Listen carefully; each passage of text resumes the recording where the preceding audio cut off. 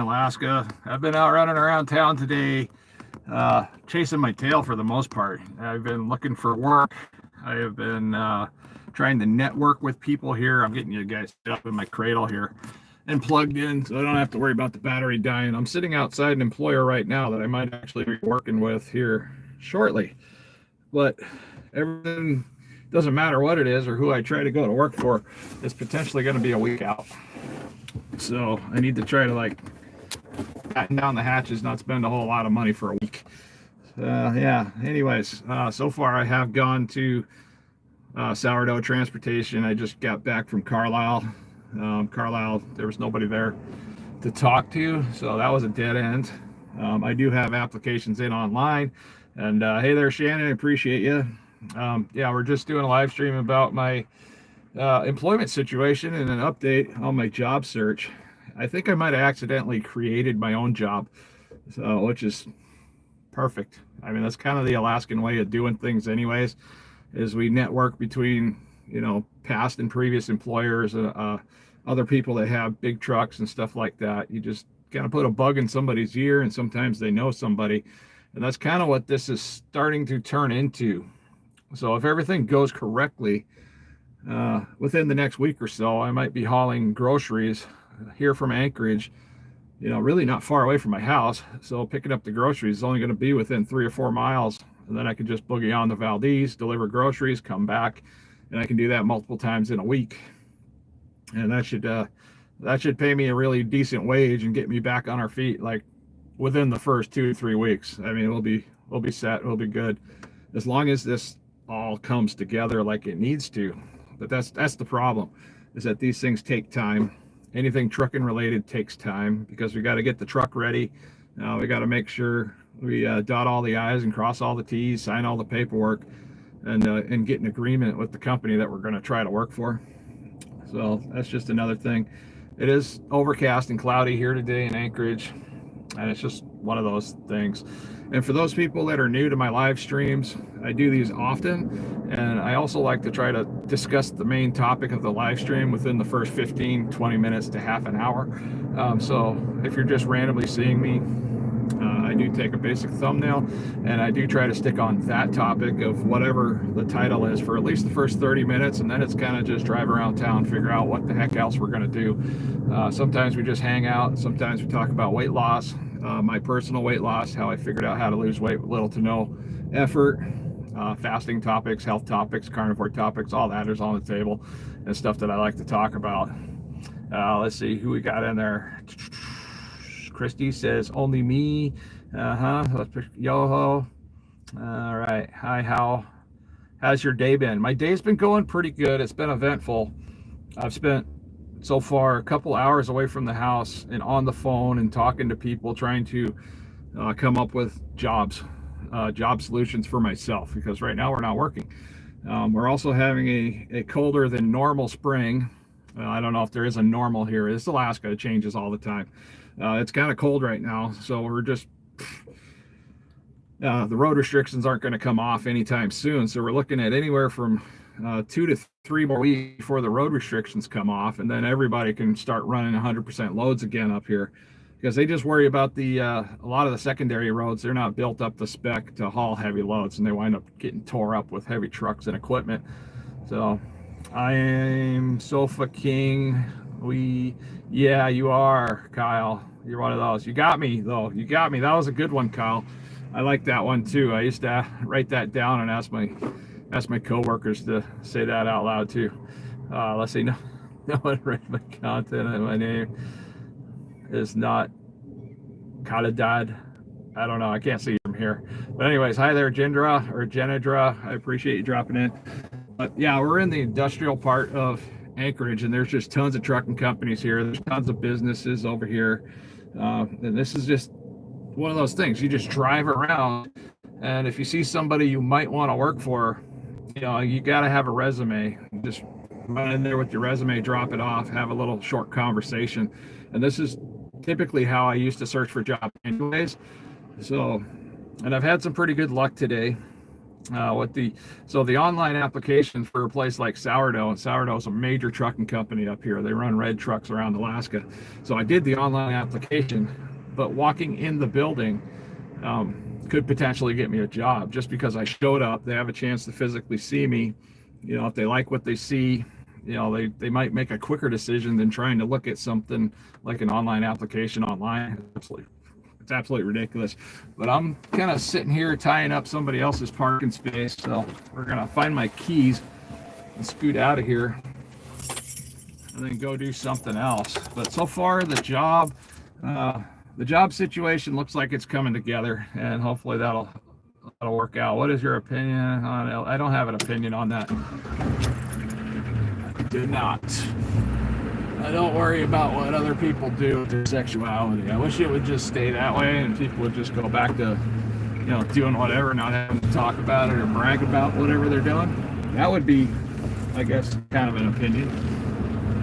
So, yeah, just gonna scoot on out of here. I'll get you flipped around so you guys can kind of see what's going on.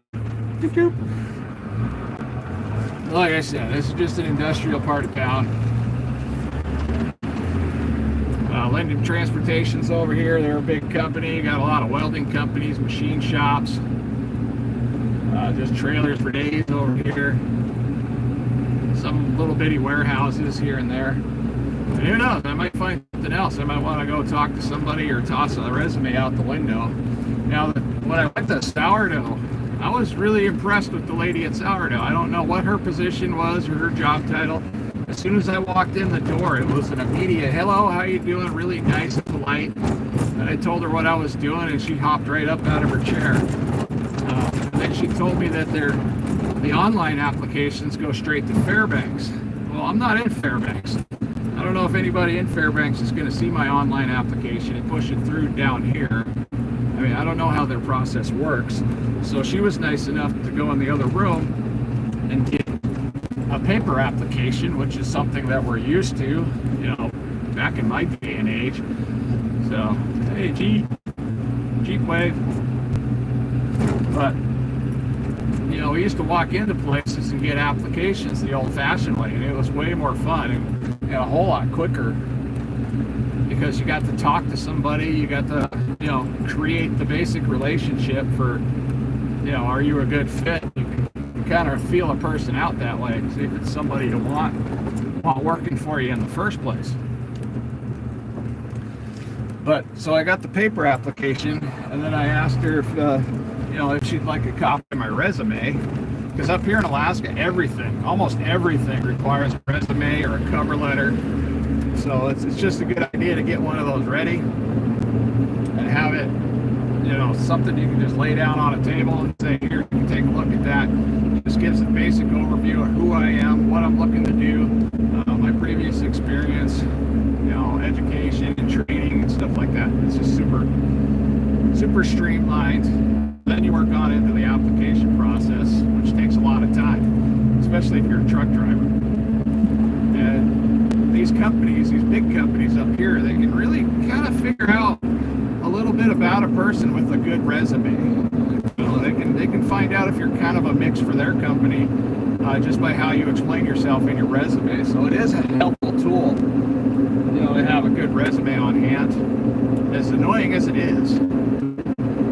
But I handed her my last resume, and I'm like, oh man, I'm picking these resumes out like water. And so she was like, she took it and went in the other room, and she made me like 10 copies. So I had more copies in my clipboard because she knows I'm looking for jobs. I'm putting in applications wherever I can get them in. I'm trying to see who bites, who's got the best offer. And in the meantime, I'm not trying to just accept the first job that comes along.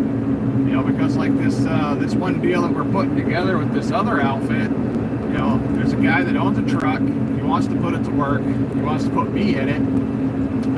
That job there is going to pay me a whole lot more money, and it's going to be year-round, compared to some of these other jobs that I might get, and I might not be a perfect fit for. But what he's offering, I already know I'm a fit for because I've done it in the past. I know how it works. I know how to do it. So it's all good. Oh boy. Yeah, just trying to find a job these days is just a real pain in the butt.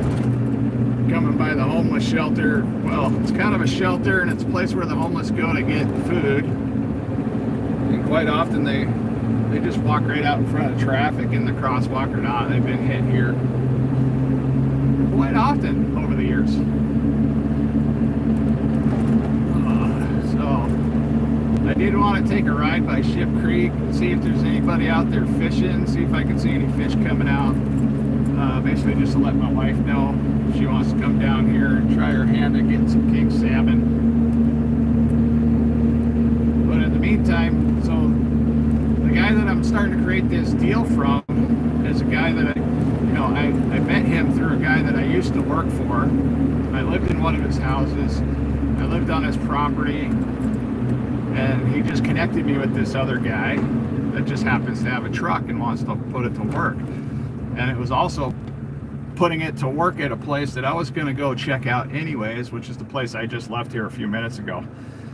So far, like I said, any luck, we're just building, we're putting together something right now. And that's kind of how we do things anyways up here. So we network with one another up here in Alaska. And sometimes you can create your own job, you know, because this one guy owns a truck, he needs a driver. Well, I'm a driver, we got connected. He was interested in putting his truck on with this one specific company. That was the company I was going to go to anyways to check out what they had going on. But now that they know that I was already interested in working for them, you know, because I've worked for them in the past, and it was a long time ago. But back then they weren't a good fit for me because I was young and I didn't know Alaska very well. I didn't know much about running the roads in Alaska, the weather, you know, how slippery it is. I don't even think I knew how to chain up back then when I first started working for that guy. So, you know, when you're running through 2 or 3 feet of snow on a big truck, it's kind of terrifying if you don't know what to expect or what to do. But so far it does sound like we're putting something together. I don't see any of the amusement rides going over here. Maybe they're not open right now. I see a lot of the tents that were in there are not in there now. So it's half parking lot right now. Yeah, we're gonna duck down this hill here. We're gonna head down to Ship Creek. I want to run across the bridge there and see what the hell's going on, because people are fishing and catching fish. The wife's gonna want to get in on some of that. And I think she's out running around. And we had some stuff happen the last couple of days. Her Jeep's transmission went out. There's an extra freaking bill and something to stress about. One of my relatives is having some issues. A couple of my relatives are having issues, and they're in the hospital right now. So I got that going on. I can't help anybody because I'm in a financial situation myself. Just waiting on something to do for the most part. Something to do and something that pays money. That's kind of where we're at. Yeah, let's see if I can idle across this bridge and see what's going on. This is the bridge where we fish down here at this creek just below here. And I do see somebody over there. Doesn't look like they're fishing. There's somebody else over there fishing as well. Okay. I'm guessing the next few days the fish are going to start to pick up through here. Oh, that is a pretty truck there. Nice. Who are you? Black Spruce trucking. Really? So I was able to put gas in here. Oh, they're getting all the rods and reels ready for rental season, because the tourists are going to be hitting us pretty hard in the next 2 to 3 weeks. And then once the tourists get up here, they can get like a temporary fishing license and they can fish over here. And down here at the creek in Anchorage, they can just rent fishing poles and get out and do some fishing. Sometimes they get lucky and get a fish. But then comes the problem that if they do get a fish, now they got to figure out what they're going to do with the fish. They can either process it here and have somebody cook it up and eat it while they're here, or they can package it up. And there is options. You can package it up, put it in dry ice, and ship it to wherever you want. Have somebody vacuum seal it and ship it to a relative down south. That's just one of the many options. And it also, you know, fishing up here pays a lot of money too, but it's not an old man's type job. I'm 50 years old. When I was younger, I wanted to get out on a fishing boat, but I found out pretty quickly, I didn't do too well in some of the boats, especially out here in the weather. We get these crazy storms up here, and it's really hard to keep your legs underneath you, and it wasn't for me. I was getting sick all the time. And that was just on a short little day trip. I knew I was coming right back to shore at the end of the day. It was a brand new truck. Man, everybody is buying brand new big trucks right now. It's like all these companies are going out there. Like even the Carlisle trucks, almost all the Carlisle trucks are brand new. Or newer. I was kind of amazed when I drove past there and saw some of those trucks. And these new trucks aren't very quiet. They're kind of loud. I want to turn left here, and there's traffic coming both ways. And of course, got a yellow cab. Man, these yellow cabs, they're just all over town. What a phone number. Their phone number is 222-2222. And I think they do it that way on purpose, so the drunks can kind of remember their number. When people get drunk, they call the cab, and all they got to do is press 2 over and over again until they get connected with a dispatcher for a cab. It's kind of fun stuff. I have no particular direction. Hey there, Donna. Yeah, I've had kind of good luck today with the job search. I think we're going to be okay. I don't foresee anything starting up for at least another week, even with this current situation that I might have just created for myself. So I might be working in the next 2 weeks. Either way, I'll be working in the next 2 weeks. It's just trying to stay alive, keep the kids fed, and the bills paid until I actually start getting some paychecks coming in. Now, normally I pay all my bills 6 months in advance. And so in the wintertime, we pay all our bills up until May. So all the bills are paid for this month. Now I got to worry about paying all of next month's bills. And then so on. And then if I start working, then it's no big deal. It just kind of rolls and rolls and rolls. Then I don't have to worry about it too much. But yeah, crazy. You don't want to go. If you go straight, it takes you onto the military base up there. I don't want to go to the military base. I don't work out there. There's not a whole lot of job opportunities out there either for me.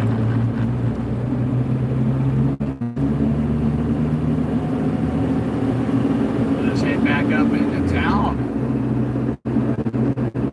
It already took a long.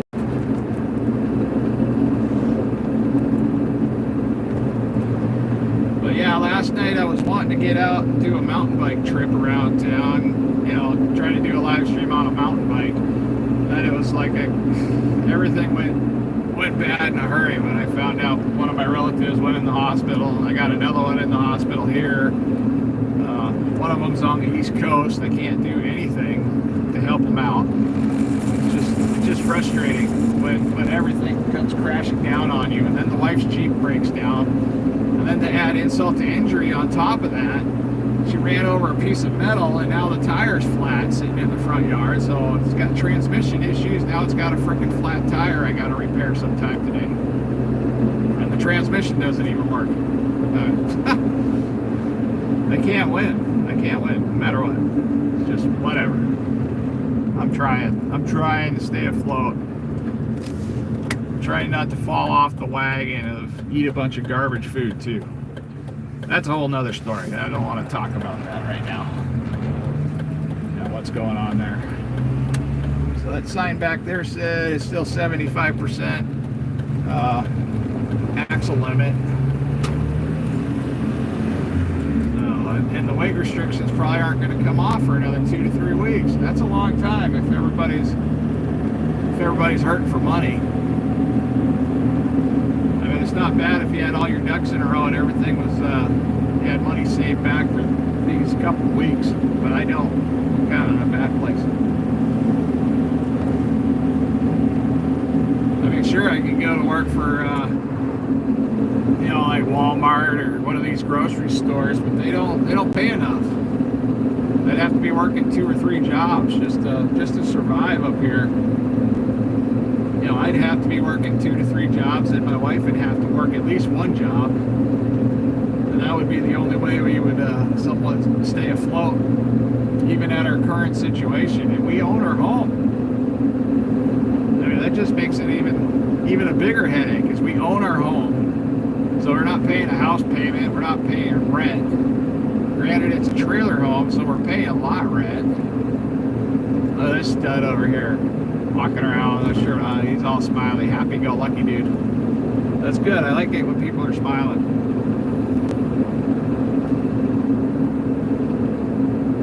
Yeah, I don't know where I'm going. I'm just driving around, cruising, hanging out with you guys. I don't know much of anything.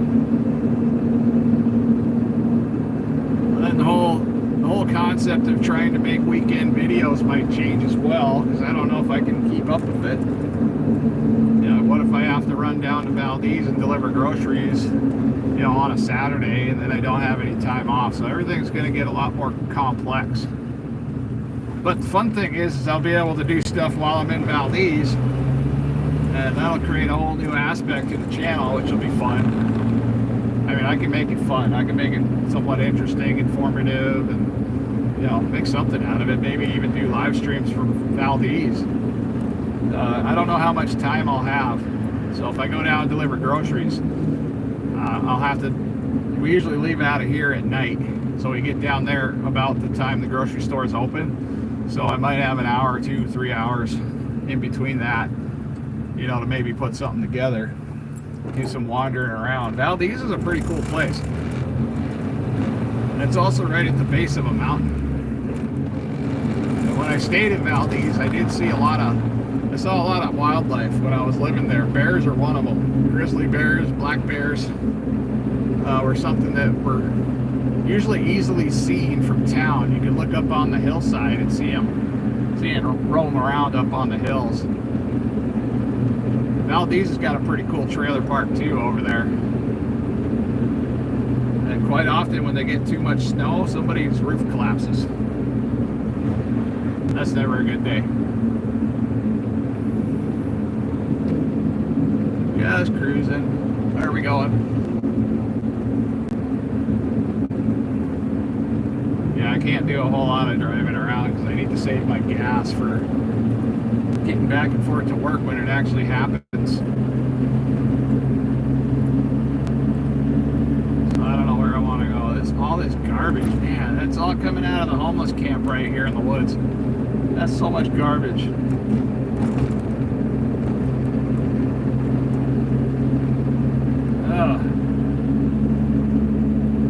Yeah, they need to figure out a way to get that stuff cleaned up off the side of the road. That's a lot of trash. I don't know what the city's got planned for all that, but yeah, there's a lot of nonsense in there.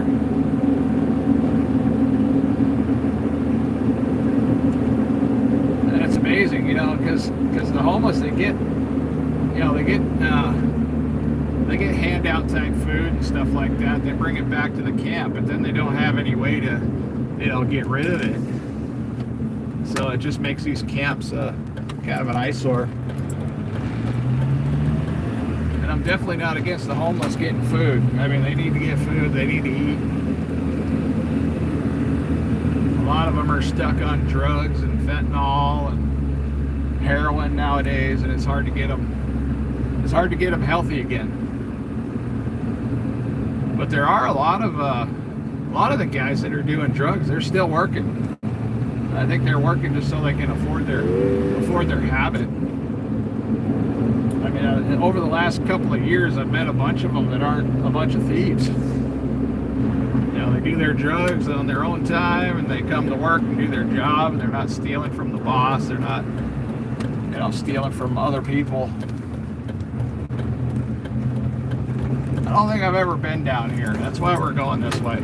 So this is like one of the frontage roads, but there's some neighborhoods over here I haven't been down. I've been down it before.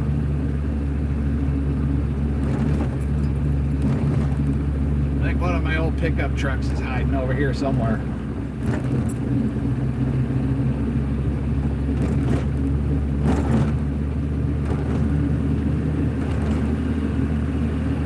I think some of these old apartment buildings back in the day used to be like motels or something like that, or maybe even military housing.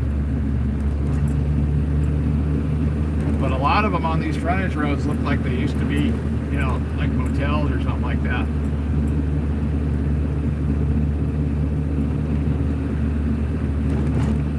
That does not look like a happy place to live to me.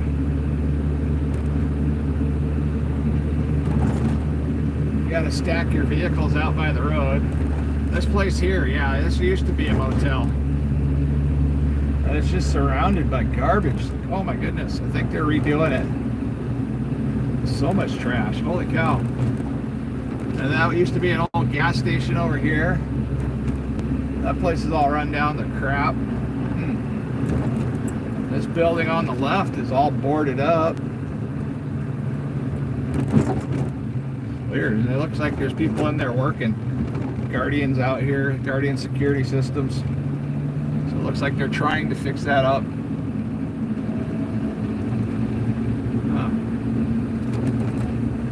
That's a neat little neighborhood over there too. Weird.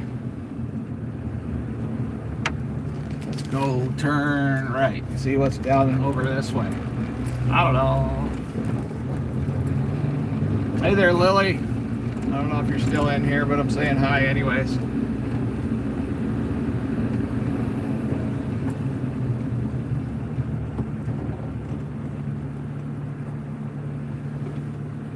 Well, Valdes is an incredibly small place. It's pretty spread out, but it's just a really small, how do we call it up here?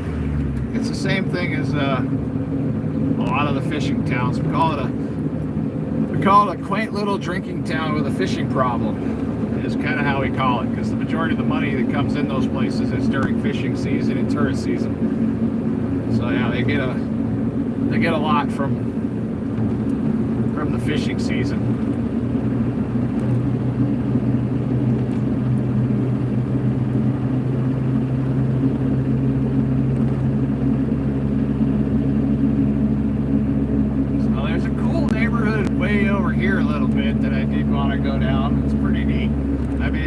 Like you're in the city anymore kind of neighborhood. I turned down there accidentally one day with my son just to see where it went, and I thought it was pretty cool, because it doesn't look anything like this, and it's not far away. It's like right over here.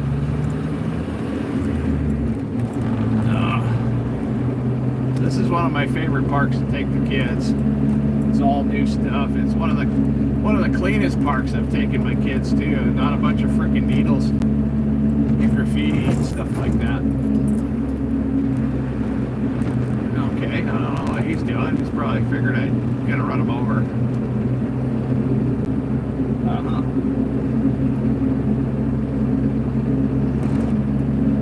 But at least the sun's coming back out. I'm a little happy there. Might be able to get out on my bicycle and do some exercise, because I need to exercise more. I need to get myself, in better shape. Get my legs tuned up. Because once work starts kicking off, if I start delivering groceries, I'm going to have to start unloading trailers, I'm guessing. That's kind of how it used to be. I'd have to unload the trailers, I'd have to reload stuff, bring back empty pallets and stuff like that from Valdes and bring them back to town. Sometimes some of the groceries were getting returned, so I'd have to do returns and all the paperwork. There's a lot of paperwork when you're dealing with groceries. And you got to keep track of your temperatures too, so before and after you leave. You know, they need to know the temperature of the reefer. You know, before you leave Anchorage, and then they need to know the temperature usually halfway there, and then the temperature when you arrive in Valdes. So you're constantly doing temperature checks.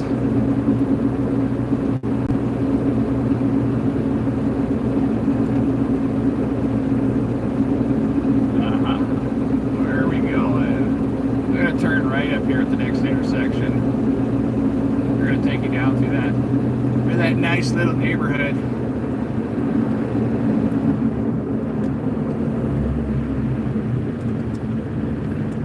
Think about it. Oh, there's a lot of people down there on the trail. Looks like a school is doing a hike down the trail. I think those are school-age kids with their backpacks on. Fun times. 15 watching, that's enough. I haven't been able to get much over like 40 something. I think was my highest that I ever had for people watching. And that's rare. I mean, if I stick around 15, 20 at times, I'm pretty happy. You know, that helps out a lot. It does pay us a little bit, not much. But I mean, this is stuff that I would be randomly doing anyway, so why not, you know, hit the button and do a live stream and share it with people. Just drive around, talk, try to be entertaining.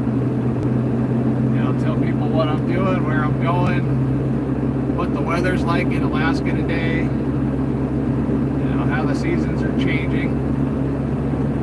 Everything's getting greener. Looks pretty nice. I think the camera's acting up that way because of the reflection. All the sunshine coming in is reflected back on itself. So I can't remember. This is the road. No, I think it's at the traffic light where me and my son went.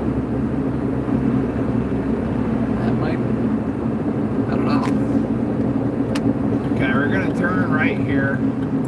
This is 24th Avenue. That guy's going to run a red light. Oh, he just barely... I mean, technically he ran a red light. I don't judge people. The red light running has gotten out of control up here. Especially in the wintertime, you got to be real careful. Don't assume anybody up here is going to stop.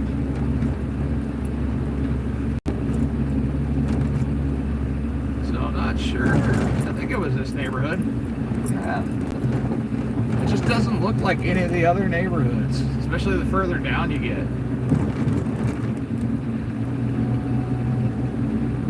Lady over there walking her dog.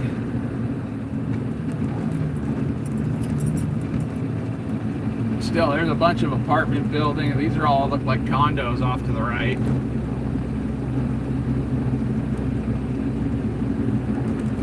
We got a bunch of cookie cutter houses here. That road there's a dead end.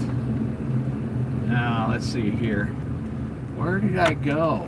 I think I turned right. I think me and my kid went this way. Oh, there's a lovely home over there. That was for sale. Anybody looking for a house? It's probably like $400,000, but it's a house for sale. Everything's way overpriced.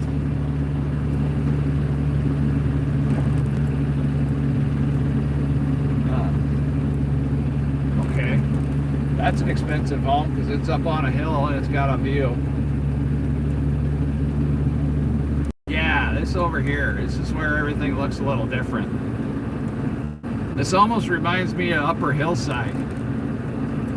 But this is like right here in the middle of town, which makes it kind of cool. Somebody lost their bicycle. Some little kid's missing a bicycle. That road is dead end. There's a homeless guy there. Probably wondered if I'm going to report him for stealing a bicycle. That's a pretty steep hill. Looks like this guy here is just checking on the drainage. Making sure that pond drains. And then you come down here and then it turns into this. Yeah, it's just so weird how these neighborhoods change. so quickly. Now this here looks like a lot of the suburbs, like the newer suburbs out in Wasilla. Kind of gives me that feeling, like I'm in Wasilla.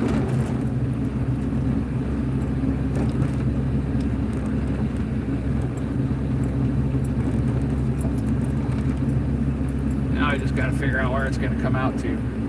A lot of these are little dead-end streets off to the right and left. They don't really go anywhere.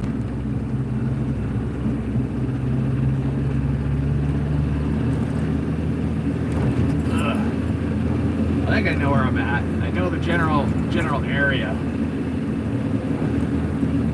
Oh, hey, I appreciate it. Yeah, if you can like the live stream, just click on those 3 little dots up there and just hit that like button. It doesn't cost anything. It does help me out a little bit.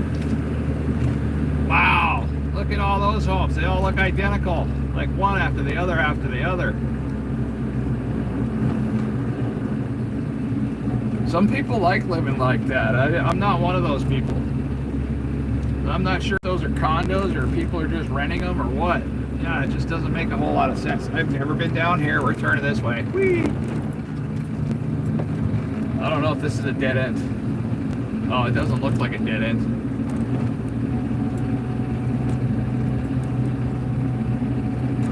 And that is Palmer Court. Ugh. This is one of the older roads.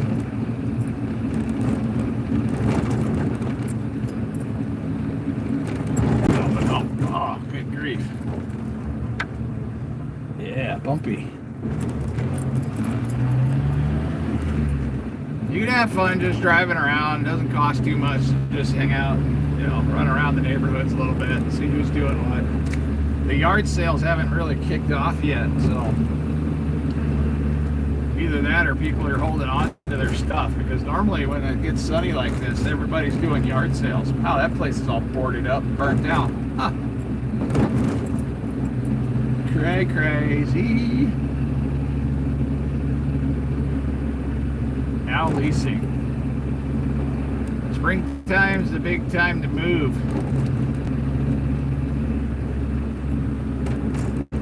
This apartment building over here looks more like hotel rooms. I don't think it's a hotel. All right, let's go this way. I'm gonna kind of go around the block a little bit, and then I'm gonna head on to the house. I need to make some food today. I also need to get to my fasting application and shut my fast off, because I have not been fasting when I've been under this much stress. I had a bad day yesterday. I was kind of stress eating a little bit. It's not one of my proudest moments, but it's not. I just got to look at it this way. I didn't gain any weight from one bad day of screwing up. Hey there, sunshine. You popped in. I don't know if you're still here, but hey, how you doing? We had a pretty good day running around town looking for work, and you know, I've had people tell me even online here, you know, go get a job, get a real job. Well, I am trying. It's not for lack of trying. I've been filling out applications left and right. But when you fill out an online application, that doesn't mean it's going to go to somebody or you're ever going to hear back. And then half the time, nobody ever sees it, so I have to physically go in there and try to talk to somebody. This is wonderful. Let's sit here and stare at a Dodge Ram. It's all good. It's all good. Hey, what's up? I hope everybody's doing good today. I mean, my day is all right. It's definitely warm out. I need to shut the heater off because I'm starting to get warm. When I first started driving around today, it was cold. It wasn't very much fun. Then I ran all the way to the south side of town. That's where I started looking for this one company. I didn't know where they were. I didn't know the name of it. I knew they ran some smaller trucks, do like hot shot loads from place to place. So they pick up smaller stuff in smaller trucks, and then they just run around and deliver that stuff. And I was unable to find that place or even think of what the name of it was. I knew a local business that was close to it, but I went and I found that business. I didn't find anything else to help me out. And that's when I bumped into an old friend, an old employer, an old landlord, and then we got to talking. That's how we kind of put together, me getting connected with this other guy that has a truck that he just brought up from Seattle. It's a real nice International. It's got a sleeper on it. And it does have a single locker, so that's good. And we talked a bit about the truck over the phone while I was looking it over and then putting it to work. So that might be my next job. If something happens with that, if we can get it all set up quick enough, that might be my next job. I don't know yet. Ooh, somebody's Jeep is now a parked Jeep. It's pretty much trashed over there in the yard. Oh, look at the mountains. We have mountains, they have snow.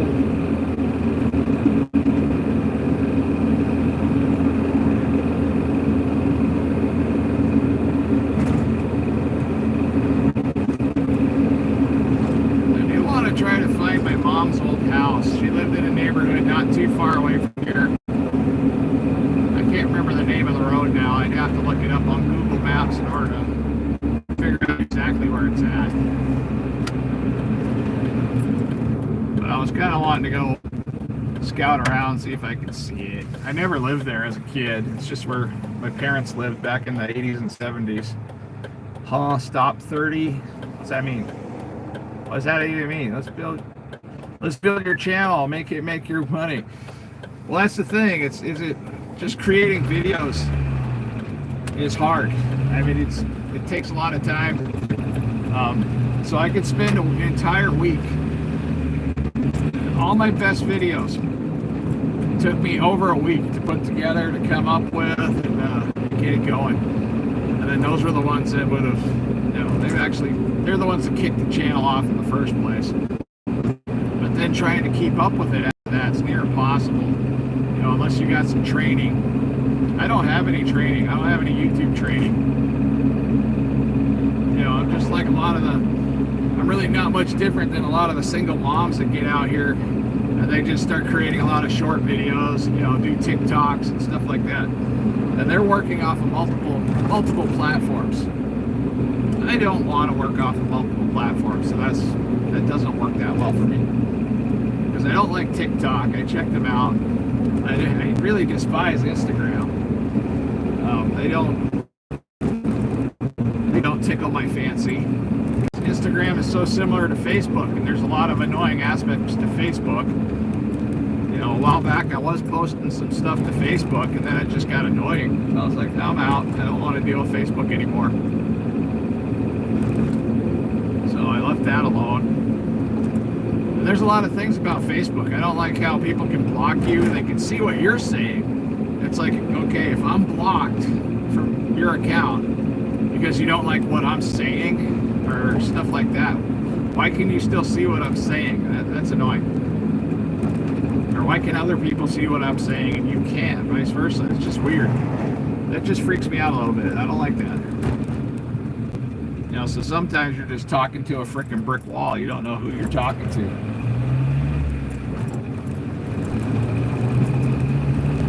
Now they have these little neighborhood libraries like set up on the shoulders, and it's a place where you can just, if you got old books, you can donate your books. Just literally put them in these little cubbies that are on the side of the road, and kids can come by and check the books out. You don't have to sign up for nothing. You just pick up the books and take them home, and when you're done with the book, or you have another book, you just bring it back and put them in there. And it's kind of a community thing they got going up here. In the more populated parts of town where there's a lot of homeless people, there was a group of people that were basically paying it forward using that option. And they take money and they just slide it in between the pages, so you could randomly go to these little libraries and just flip through the pages, and the homeless could find some money to buy stuff. That way you're not giving it to the homeless at an intersection, or you don't know who's getting it. It could be a kid. I've heard of kids, getting books and finding $20 bills. I mean, that's kind of fun. But yeah, it's just a fun way of paying it forward is just dumping some money inside a book. Doesn't matter, $1, $2. I mean, I'd be tickled to find it if it was me right now. It'd probably be helpful. You know, if I come up with a creative sign, I could probably stand out here on one of these street corners and make some money, doing like the hobos do. But that just doesn't seem like something I want to get into. I don't think so. I got better stuff to do. Then I'd probably wind up getting some fast food that I won't eat anyways, because I don't eat fast food anymore. But that would be my luck. Because I'd have a whole bunch of McDonald's or something gifted to me, and I'd have to find somebody else to take it. So then it would turn into a job. If I could only get paid to do stuff like that. Anyways. All right, come on. It should be my turn real soon. There we go. Where do we go now? Besides over here to another red light. Now the neighborhood I'm thinking of, I think it's up here on the left, where my mom's house used to be. Oh, see if I can find it. See if I can find it. Because why not?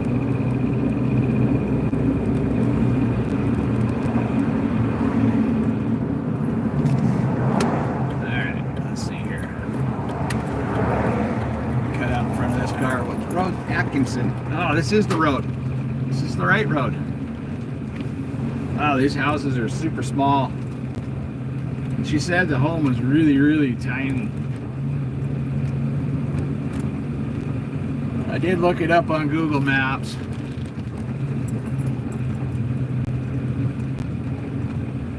You know, it's funny too, because I was always wanting to just buy one of these little tiny places and live in it. I don't see, I think it's further down. That lady kind of looked like my mom. Wow, these places are really, really small. And I mean, this is almost like a trailer park just with these little tiny homes. That's a big tree in front of that house. Where in the world is this place? You guys seeing this stuff? This is kind of cool. I don't know. I think it's kind of cool. Wow, that's a really big tree in front of that little tiny house there. I think I'm getting closer. Oh, that might be it right up there. Place on the left.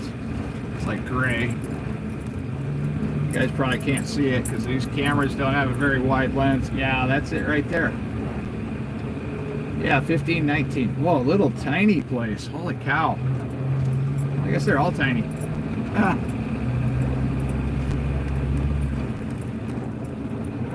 But I think out of all the neighborhoods that are like within my price range, like something in here would be within my price range if I were to buy a house. Well, I'm technically unemployed right now, so I guess nothing's in my price range except for where I'm at, and I'm lucky to have a place.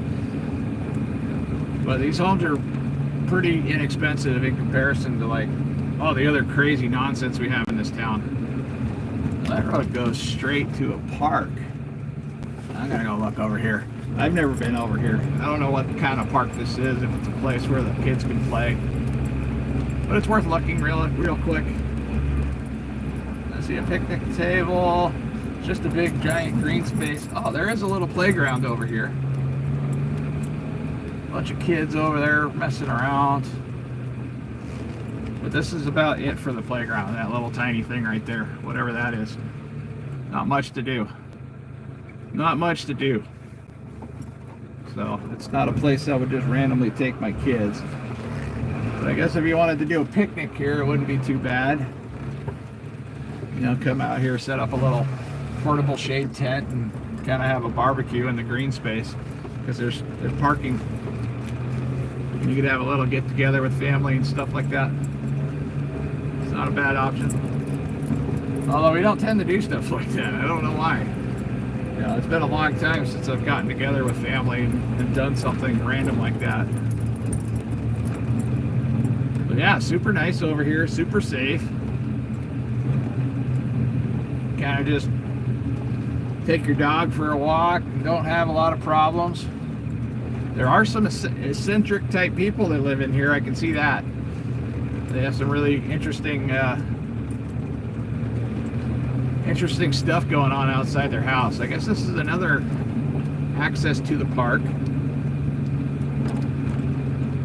I want to check this out too. I got small kids, and this is right here. So maybe someday I might want to bring them over here for one thing or another. So we got baseball fields over here. There's another parking area over there. Trash. There's porta potties. That's always a good thing for when you're trying to have fun with kids. There's a place for them to go. Oh, there's a swing set over there. That's kind of all right. Huh. Yeah. Not bad. Wow, everybody's like coming around walking their dogs. I think I saw that lady twice now, maybe once. I don't know. But yeah, this is fun.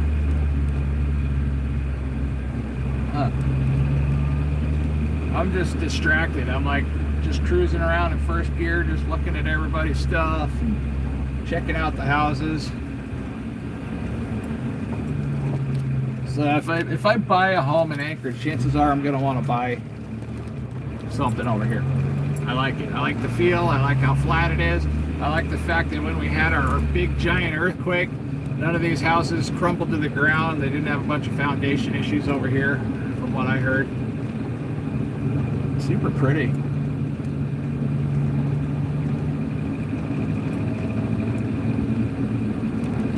But the disadvantage to owning a home, even a small home, is that you have to take care of your yard. You have to rake the leaves, cut the grass. And I know a lot of you guys out there, you're kind of used to all that. And if you're just popping into the stream, I see we got more people that came and went. We're just cruising around Anchorage, just suburbs. This is one of the more nice, affordable type of housing that you can find up here. Is in here. The majority of these homes are bought, and a lot of them are already paid for. I mean, it's a nice place to live in here. You're not surrounded by apartment buildings either, is one thing I like about it. Because I don't think I've seen one apartment building in here. Now, my wife's got a friend that lives over here somewhere in one of these places. They did basically what I was talking about. They were just looking for a small place, and it is a small place. It's like a 1 or 2 bedroom place, and there's not a whole lot of room, but it's nice, especially when you can pay it off and you can afford it. All right,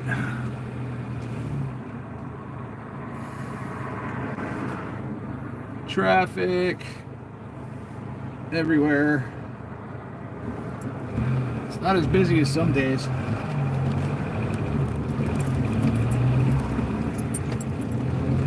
Now, if you come across the street from this nice, quaint little neighborhood, this is where we get into the apartment buildings.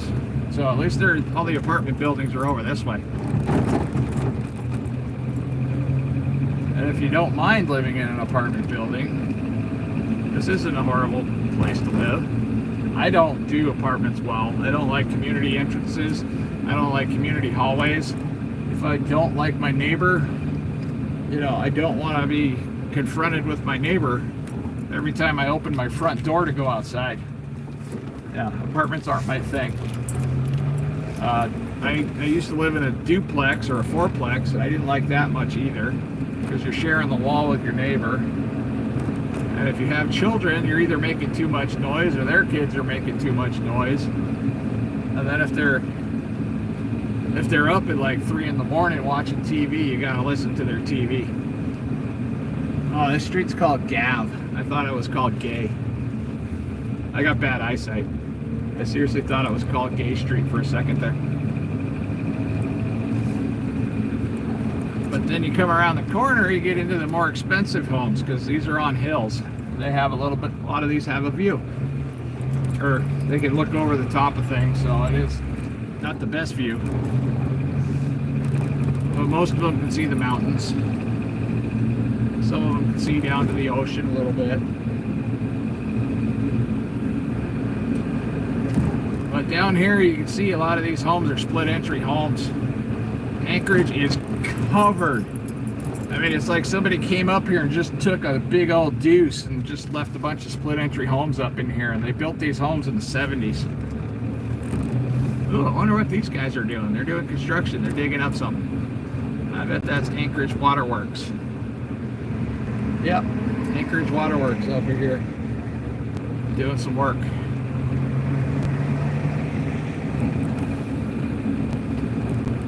Pretty neat. Oh, that's a really cool home. Ah, neato. But again, split entry home, split entry home, split entry home. These guys live on a crazy little hill. But the thing I don't like about the split entry homes is you basically already know the floor layout before you even walk in the door. The first thing you run into when you open the door is a stairway going up and a stairway going down with a little landing. You can take your shoes off and hang up your coats. And then you know that the living room's going to be right up there. You know, as soon as you get up the stairs, there's the living room off to the right, and the bedrooms are usually off to the left, and the kitchen's, you know, on the top floor, you know, right there. And then down, oh my goodness, and then downstairs is basically just a basement. You could have rooms down there too. Yeah, straight ahead. Split entry home. I wonder what it's going to look like in there. Then you got the bay window, and you know for a fact that's where their living room's at. And then the bedrooms are off on the left. I mean, that's so boring to me. So yeah, I don't know. Weird. Just weird. I'm gonna head home. We're gonna cook some burgers and check in and see if the wife's home. I don't even know what time it is. But yeah, I need to make some food. Get something going today.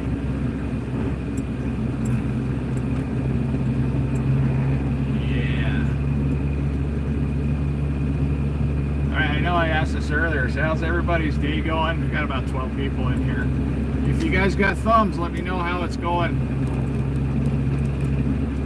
Doing all right. Oh, speed bumps. So these Jeep Wranglers, they're really, really small. Like I can almost reach back there and touch the back window. They're that small. Oh, let's see what's going on in this neighborhood. These guys are doing. I'm gonna go over here. Oh wow, lots of stuff. I almost cussed. I try not to cuss in any of my videos. I definitely try not to cuss in a live stream because yeah, I don't want to screw up any chance of making $2 off this stream. $2 is $2. It is $2. Maybe $3. You never know. But if you're not putting forth the effort, you make $0. And I don't need to be in that situation. That home over here is still for sale. And it was a nice trailer home too. The nice trailer homes, the double wides, they get pretty expensive. They're not cheap.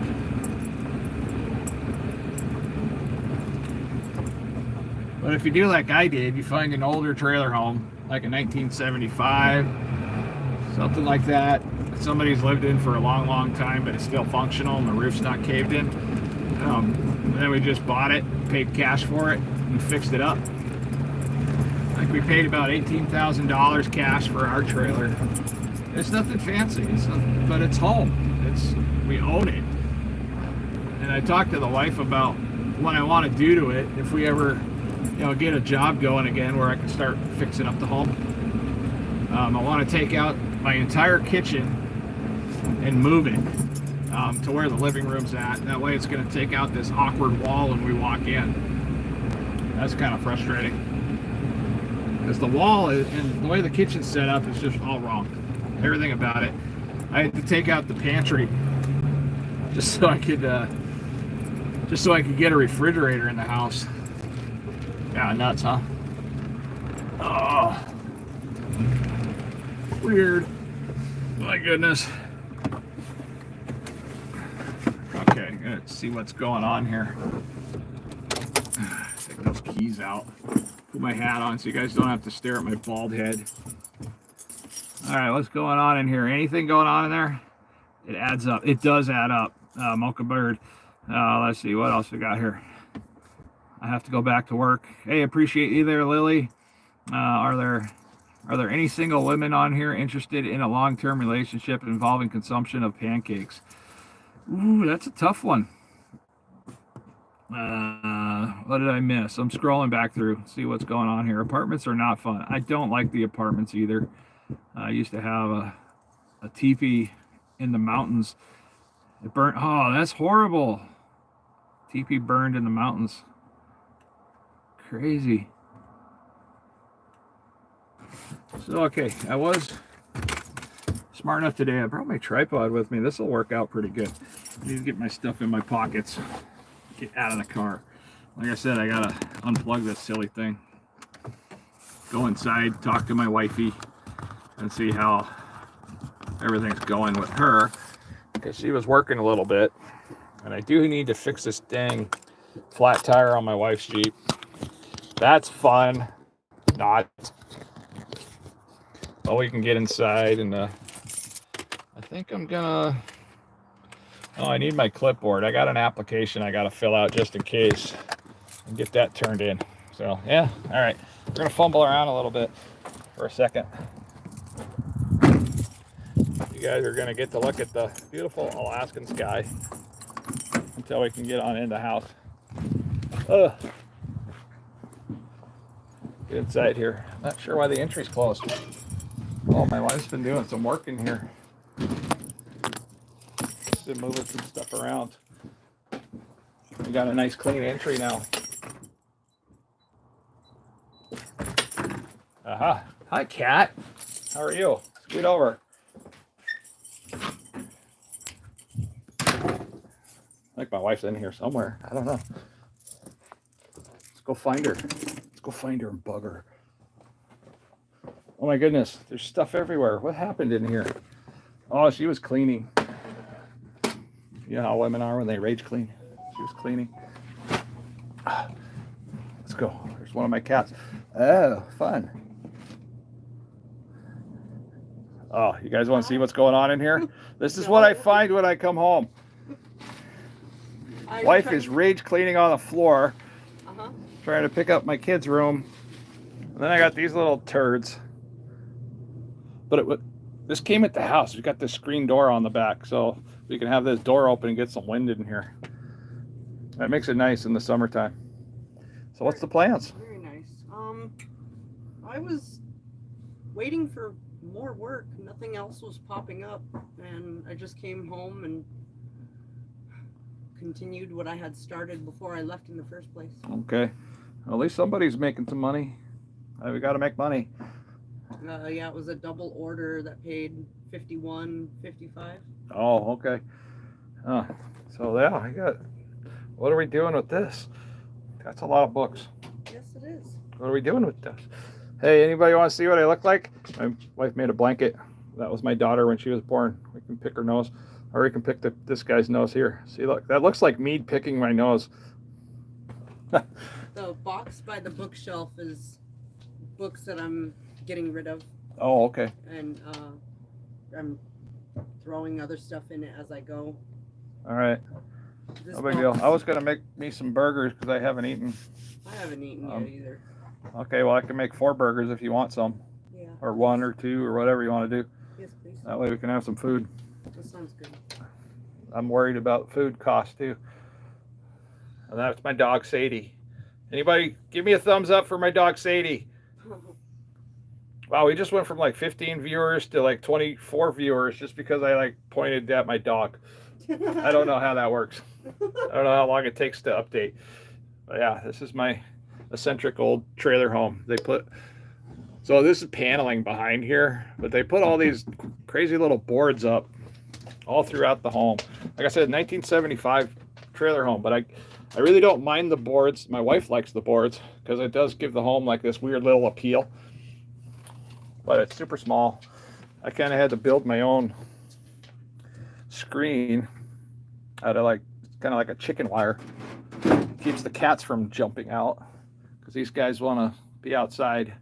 And since we live in the city, not so great.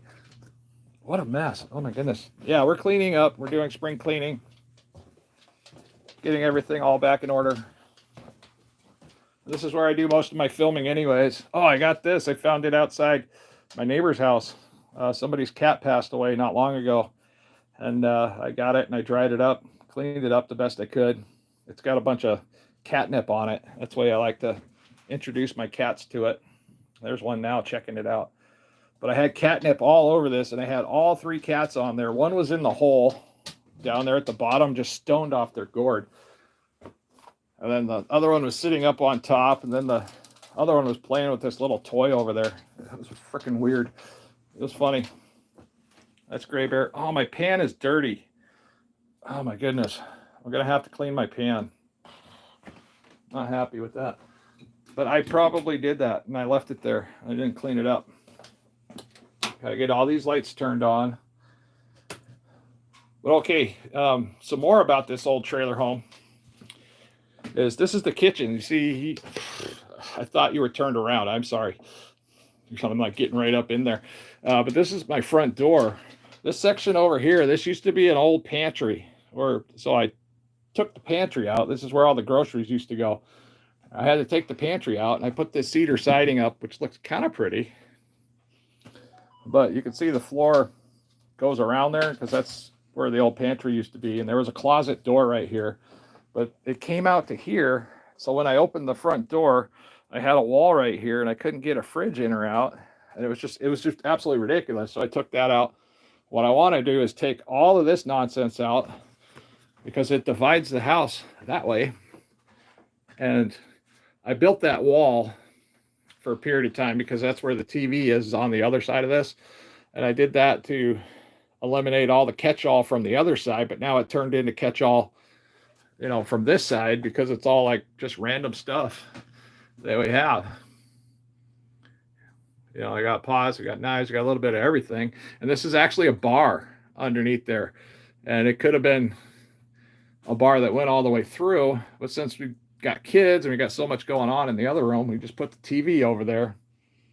Yeah, crazy. So what I want to do is take all of this out right here, all of it, get this out. We're going to turn this room, maybe someday if I'm lucky, into the living room. And then we're going to come over here, and I'm going to take basically that, and I'm going to put it up along this wall and around that corner, have our refrigerator, however we're going to figure it out in there, and then put the plumbing in, the kitchen sink. But that's all stuff in the works. And then I'm going to have to replace this window with something that opens. And also, it's going to have to be a much smaller window. You see that it's an old single pane window. And then it gets moisture damage down here on the bottom because it's wood. Crazy. Okay. I got to get that cleaned up because that's a problem. I need to get this put away somewhat. Get you out of here. But yeah, I don't know what happened in this room because I don't think the floor in this trailer home is supposed to look like that. That looks like somebody added something on top of the old flooring. Because I think in 1975, the trailer home floor was made out of thick, like about that thick masonite. And it tended to wear through and fall through in places. But yeah, I had to build this pantry. There's a bathroom in there right behind this door here. Then I had to build this over here so we had a place to put our groceries. And this was my room at one time. And then I had to move. I had to move out because it was too hot. It was too hot in the summertime. I need to get this picked up. Okay. I need to get the hot water going. That takes forever because that's another reason I want to move the kitchen too, because it would be a shorter run from the hot water heater to the sink if I have it over there in that room. Yeah, weird. So I need to get this pan heated up a little bit. This is how we clean cast iron. And it's going. So as you see, the pan is pretty dirty. We're going to give you a little lesson on how to clean cast iron really quick. So Alaska Insights, that's another YouTube channel. They told me to go to Cabela's or one of the stores and get this little, it's like a squishy sponge on the inside. It moves, but it's like chain maul. And that's what I use to clean my cast iron. And then this is a hard bristle brush made by Lodge. It's kind of beat up because it's gotten a lot of use. So I'll first clean it up with this right here. I'll get it all scraped up. And then at the very last, then I'll go around the pan with this here to get all the stuff around the edges. And it's got real stiff bristles. So if there's anything stuck on, you can kind of get almost all of it off. Now the pan's all heating up. You can see what oil or fat that was left in there from before is kind of burning itself off. This water is starting out. Okay, good. We're looking good there. You guys set up on the tripod because I need both hands. Need both hands for this. Here we go. All right, so I got the pan heated up, nice and scalding hot. Get everything a good soak real quick. Then we just take this.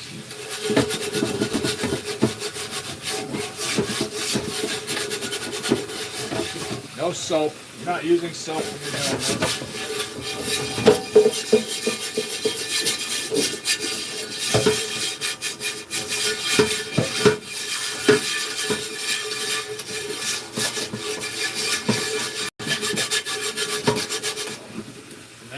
Is as hot as I can possibly get it. That's what you want.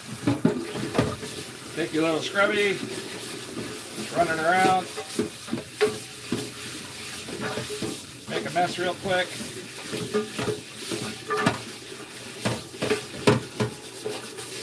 Make sure you get all the edges, get all the cuck out of the edges if you got any on there.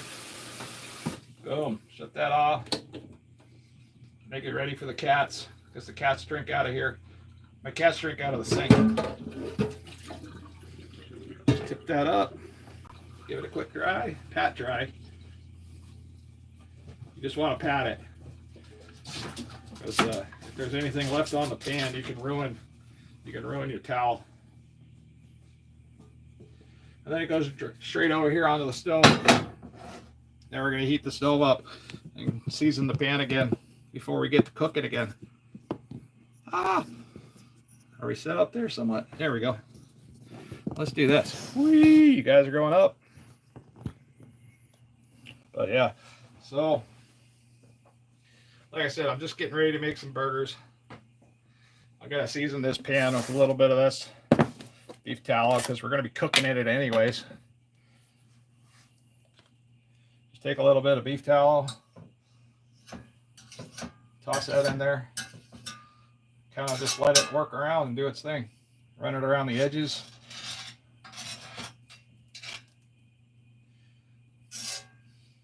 If you kind of hold it up, try to hold this up just a little bit. That way you can make sure you get it in all the edges. This is gonna be full of fat here in just a minute anyways, just from the burgers alone. But this is just getting it ready for when I put the burgers in here. Cast iron is super fun. It's super easy to clean. Everybody makes it overly complicated when they first get cast iron. Basically, I'll just cook with this. I'll let the dog clean it if you got a dog. I just let this dog here lick it out, and then it'll just sit there on the floor. You can't break this stuff unless you shoot it with a shotgun. So it lasts for freaking ever. And it's easy to keep it nice and black. I mean, you just saw what I did in the sink. It only took a few minutes. I'm gonna let this stuff get all over the pan, get a nice layer on there before we start adding some meat. Get this all ready to go. There we go. We got an even coating all over it. I probably put a little bit too much tallow in there. We're gonna turn the heat way down. So yeah, I turn it down to like right about at medium. And this is what I use to cook my burgers. Now I gotta go find some. My wife's hungry too. Or just dig these out. This is all I got left. So I got 2 more bags of meat. This is seriously all I got left. And I do the carnivore diet, so I mean I'm kind of short-handed on meat. The only other meat that I have left right now is going to be, besides these burger patties, is going to be 10 pounds of chicken wings. And I'm probably going to have to start getting those ready. Now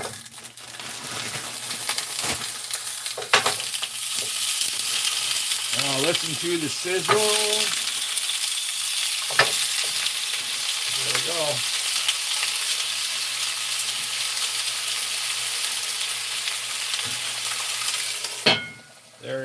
There it is. That's all I do. I got that turned way down. The heat's way down. The pan was super hot anyways because I had it ready to go. I had to get it ready to go to accept some meat. Come here, dog. Yeah, you gotta move. I'm sorry, your fingernails are a pain in the butt. Just got long nails. Okay, who's gonna pick on my forehead first today? And of course, my table's covered in stuff here. See what's going on in there. Daru bro thinks he is Gordon Ramsay and knows what he does. And blah, blah, blah. I don't even know what language you're speaking there. Not even a bit. Not even a bit of seasoning. It's not yet. No, the seasoning goes on in a little bit here. Hate from Germany. Hey there in Germany. Okay. Got things to do. We'll talk to you later, Donna. That's all right. Yeah, anyways. Get this stuff out of the way. I'm hungry. I want some food. I think I got some coffee left in the coffee pot, maybe. Give me some coffee. Don't look like there's much. Maybe a cup. Doesn't matter. I'll be fine with whatever's in there.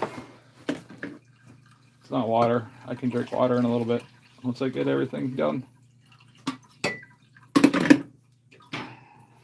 That'll be enough to get me going. Maybe. Sorry. Oh yeah, my cup is still in there. Yep, it is. Alright. There we go. Got the coffee going. I am also going to get some cheese ready for the burgers. You're not fantastic. What cheese did you want on there? Your jalapeno? Yes, please. You're going to want 2 or 1? I can definitely eat all 3.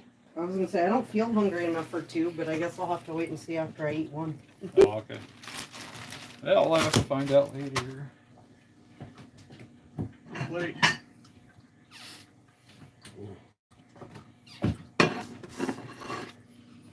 And a spatula. That already. Perfect.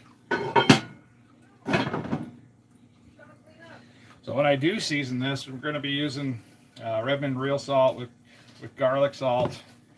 And then I like to put on some of this stuff here. This is amazing. Organic seasoned salt. Also from Redmond's. Good product. If I wasn't using any of those type of seasonings, I would use this pink Himalayan sink salt. Pink Himalayan sea salt. Good stuff. Good stuff. Getting some cheese ready for whenever it's time to put cheese on. Let's see.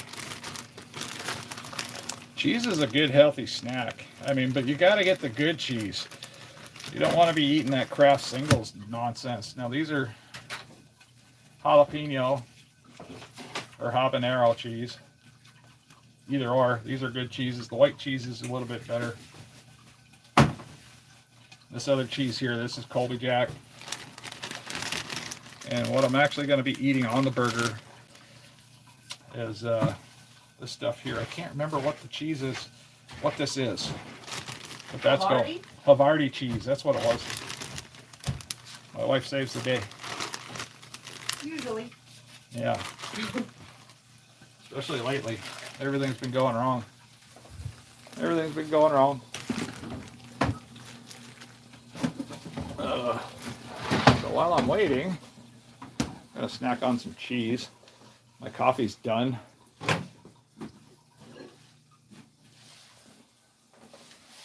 know who's messier, the kids or the cats. The cats. Well, that's the majority of that's all the mess I made last night with all the catnip. I kind of covered that with way too much catnip last night. So yeah. So I'm sure there's catnip all over the place. Because I'm that irresponsible cat dad. You know, my cats love me so much, I found some, my wife found a mouse in my spot this morning. I don't know which cat did it. In the bed? Yeah, in the bed, on my side of the bed. So I was kind of terrified at first, and then I realized it was, because I might have been sleeping on it. This was her concern. But I definitely wasn't sleeping on it. It was put there shortly after as a tribute to, probably as a thank you for getting them this new little cat tree that they're playing on right now. All right. Hey, get over there. It's probably more fun to watch them. But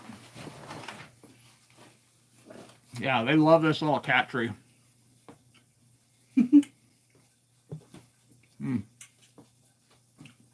It's entertaining just to watch them.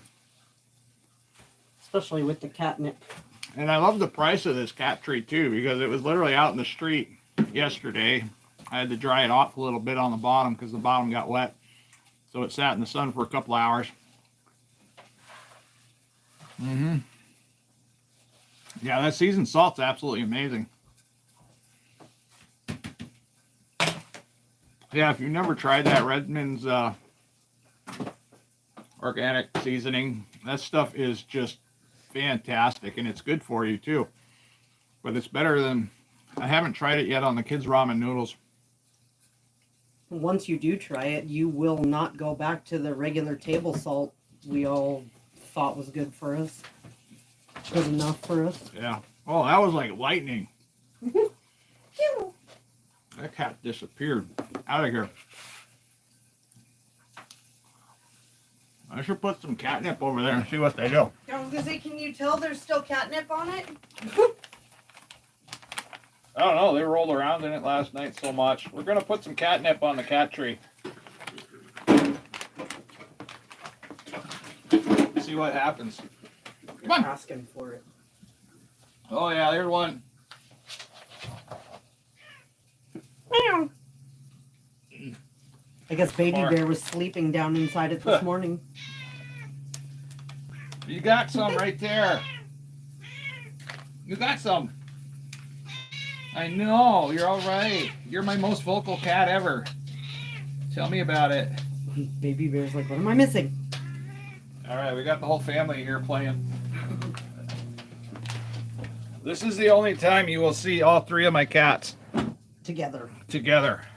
They don't hang out together. They usually are separated by either me, my wife, one of my kids on the bed. They'll all three get in the bed, but then they want to fight each other. Molly's definitely the alpha cat. And that's the Molly cat right there. That one you see right there on top.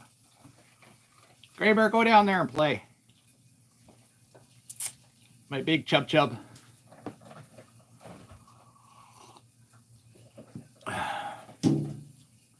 What do I gotta do? Poke you? Ah!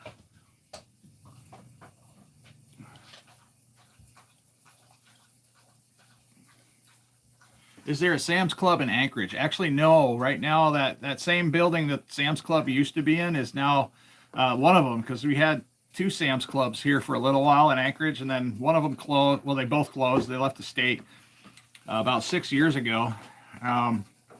One of them turned into the new Costco Business Center that we love so much.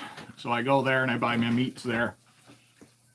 But yeah, Sam's abandoned all of Alaska not too many years ago. And then the other building turned into a U.S. Geological Survey warehouse. So they do all the core samples from up north and they store them there for science and stuff like that.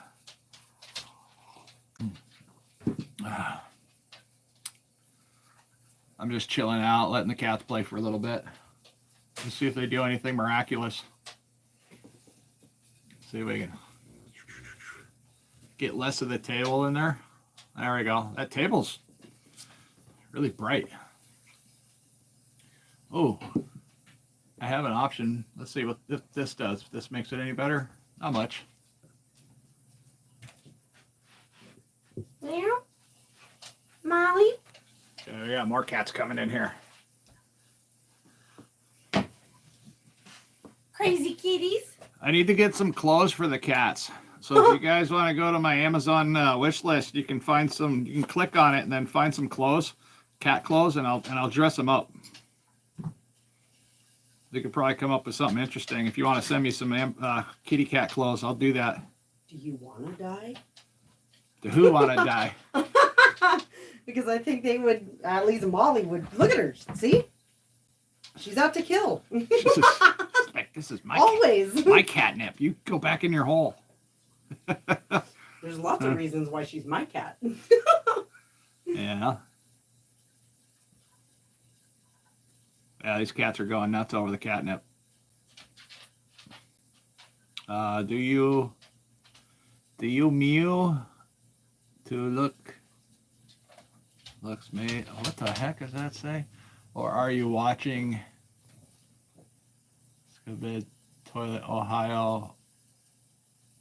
Don't know. I don't have any idea what you're talking about. Is that drunk?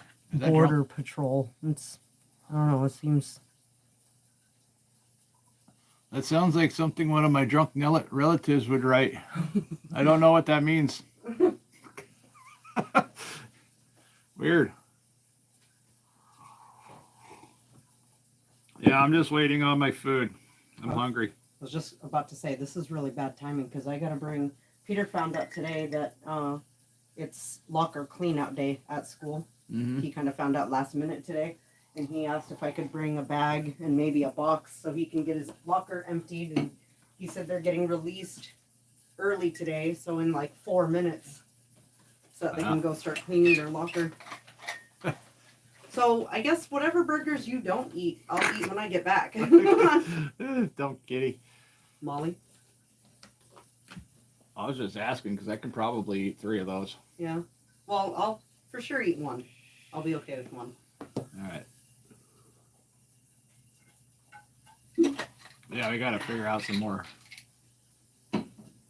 burger meat. We still got 10 pounds of those chicken wings I can do something with in the next couple of days. Maybe over the weekend I can mess with those. You just reminded me I need to take more milk out. And meanwhile, this is my cats on drugs. If you're just tuning in, yeah, I gave them a whole buttload of freaking catnip and I covered that thing with it. And they're just having a blast.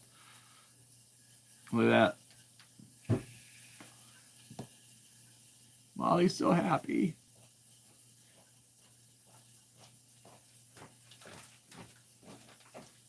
I heard chicken. Yeah, I'm not messing with that today, so I don't know where you want to put that. I know you're not messing with it today, but it's frozen. Yeah. I need a clean sink. Hopefully not freezer burnt. Doesn't matter if it is. Frozen solid. But there. It's in the fridge. Freezer burnt meat isn't bad meat. I love you. I don't know why people throw away freezer burnt meat. I've never had bad meat because it was freezer burnt. Just wash it off. I rinse it off. All it is moisture.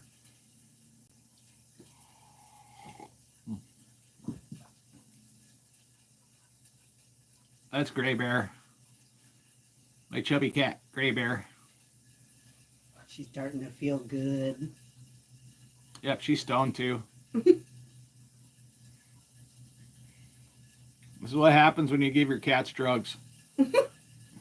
And a cat tree. Okay, I love you. I'll be back. You. I'll see you in a little bit. I gotta flip some burgers. Oh, I need more water. Oh, good job.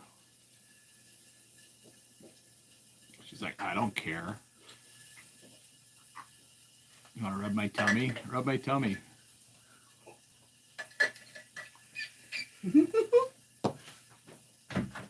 Oh, I almost forgot what I have to bring. Eh. This and All right, it's almost time to flip my burgers. Okay. Love you, bye. Bye-bye.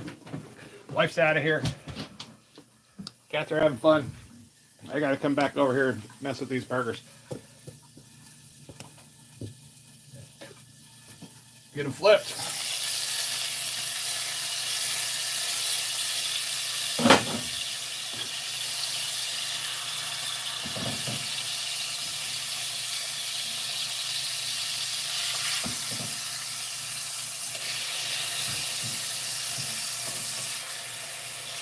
Oh, they're looking good. Yeah. Gordon Ramsay ain't got nothing on my burgers. He's just got a different way of doing stuff is all. So this is where I start adding in start with some seasoning now that I got the first side somewhat cooked. Hit it with a little bit of that. And a little bit of this. Give it that old pop. I don't have Dano, so I can't do that. Oh, the smell that comes off of this stuff, it's like boom in your face. Like, oh my goodness, it smells so good. Get on there. Come on. Awesome. Now we're just going to let that chill out on low. It takes a little while. Takes a little while. Hey, dog, you're in the way again. Oh, kitties. What are you doing? Those are some good looking burgers. Yes, I can't wait until those are done. Meanwhile, we have cats to keep us entertained. I wonder what would happen if we, all right, a little bit more. That's not too bad. But yeah, the things you find in the garbage keep your cats entertained. I love these things. All right, let's see what we can get this one to do. Come on, come out. You're just like chilled out in your little house.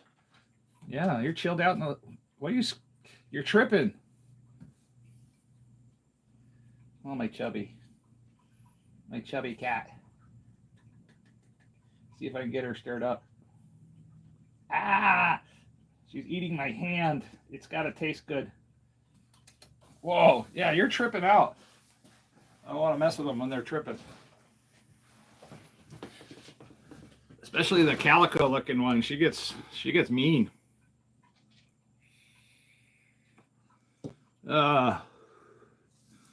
So anyway, I hope everybody's having a good day. If you were here earlier, you got to see the little ride around town in Anchorage and stuff like that. Let's see, I need to pull you guys a little bit closer maybe because I can't see that far. There we go. Oh, you're looking out the window. That one's being mischievous. Let's see. Those are, so yeah, I read that one. Hard-headed carnivore. Do they have taxis, shuttle services, Uber, Lyft? Yes, they do. Absolutely. If you come to Anchorage, you can get any of those services. If you have the app for Uber, the Lyft app, you can get a Lyft driver. I would recommend an Uber or a Lyft if you're coming to town. Some of those taxi drivers are just a little weird nowadays, but yeah, they still get you to where you need to go. But some of them are kind of, you know what I mean? Not exactly the best kind of people, and they deliberately take the slowest way to get to where they're going. And they know how to trip up the traffic lights. They know the timing of all the traffic lights, so they'll try to time it just right so they'll catch every single red light on the way to your destination. Uber and Lyft drivers don't tend to have that reputation up here. Just cats being cats. What are they named? Let's see. That one there is Dusty. The big fat chubby one was Gray Bear. And the calico cat that disappeared took off in the other room. That was Molly. Yeah. But yeah, we got, so if tourists come up here to Alaska, they usually, they pay for packages. There's these tourist package deals that usually come with, shuttled or guided tours to and from the destination. And some of them provide like limo services, and it's not like the long limos. We do have long limos here. And it's kind of hard for me to just stare at my own cats just over and over again. But we do have the traditional long limos here that people use on occasion for like graduation type stuff and things like that. But So a limo service up here for like the tourist industry will be like a small little bus that takes people almost like a short bus, but a nicer looking short bus. Now, some of them have restrooms in them.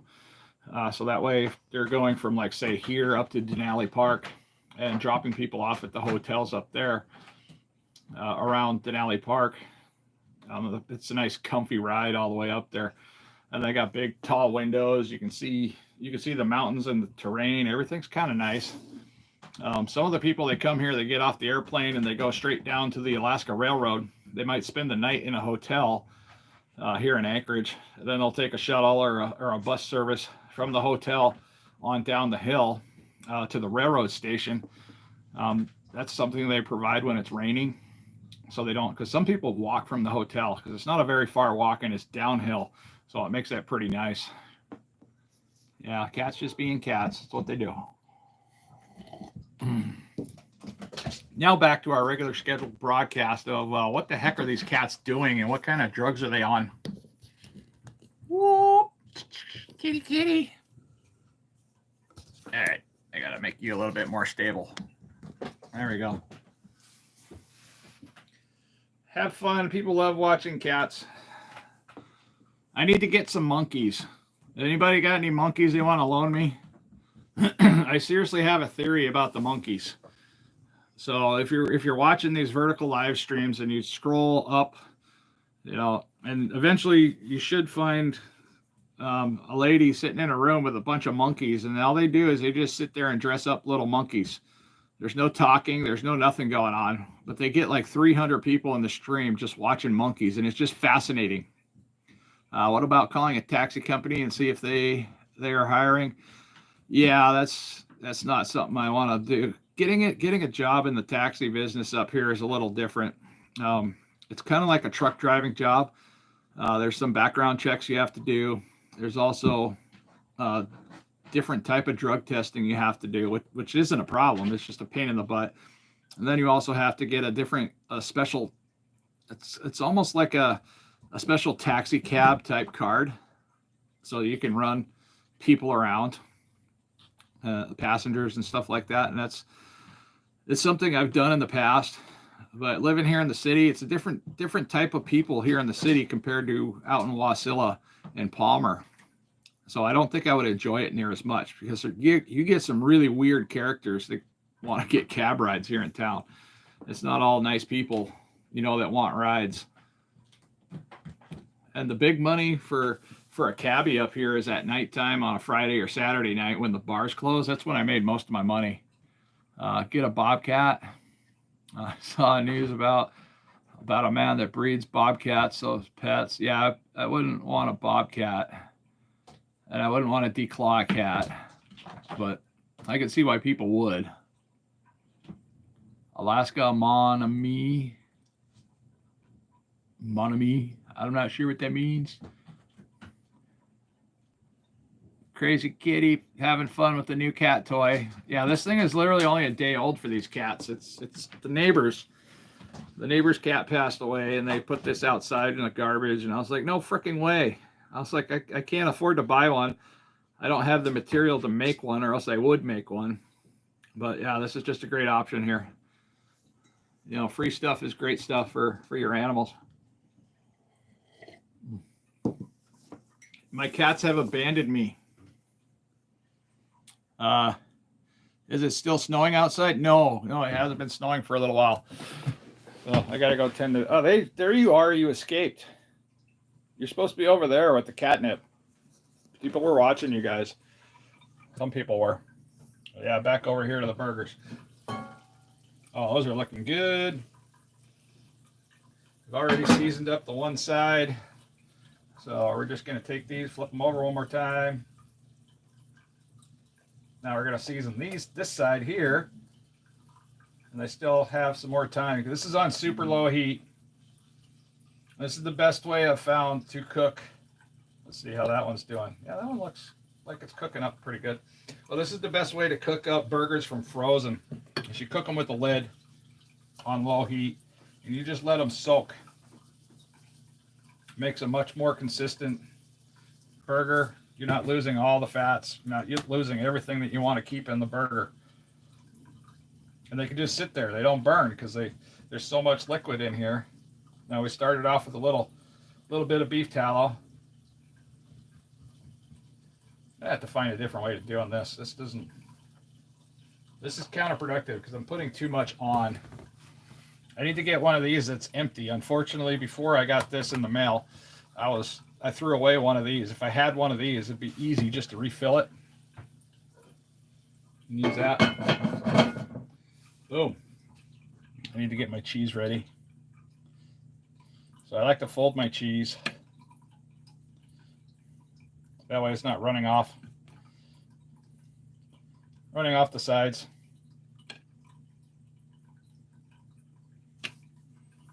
Now I need to go find some snacks. I need something to snack on real quick. Because I'm not fasting today. And I do have, oh, look here. We have goldfish. I won't eat those. This is why I have these carnivore crisps. And thank you to whoever sent me these things. They're absolutely awesome. It's like eating little pieces of bacon, if you guys don't know. If you've never tried carnivore crisps, definitely try them. If you got the money. They're not cheap. They're not the most cheap option. Are you cooking hog chitlins? No, I don't have any hog chitlins to cook. I say would. I mean, I'd definitely cook those and eat those. Oh, somebody else got in this bag. They didn't close it. Or maybe I didn't close it. But it's more fun to blame somebody else. But yeah, these carnivore crisps, they're so delicious.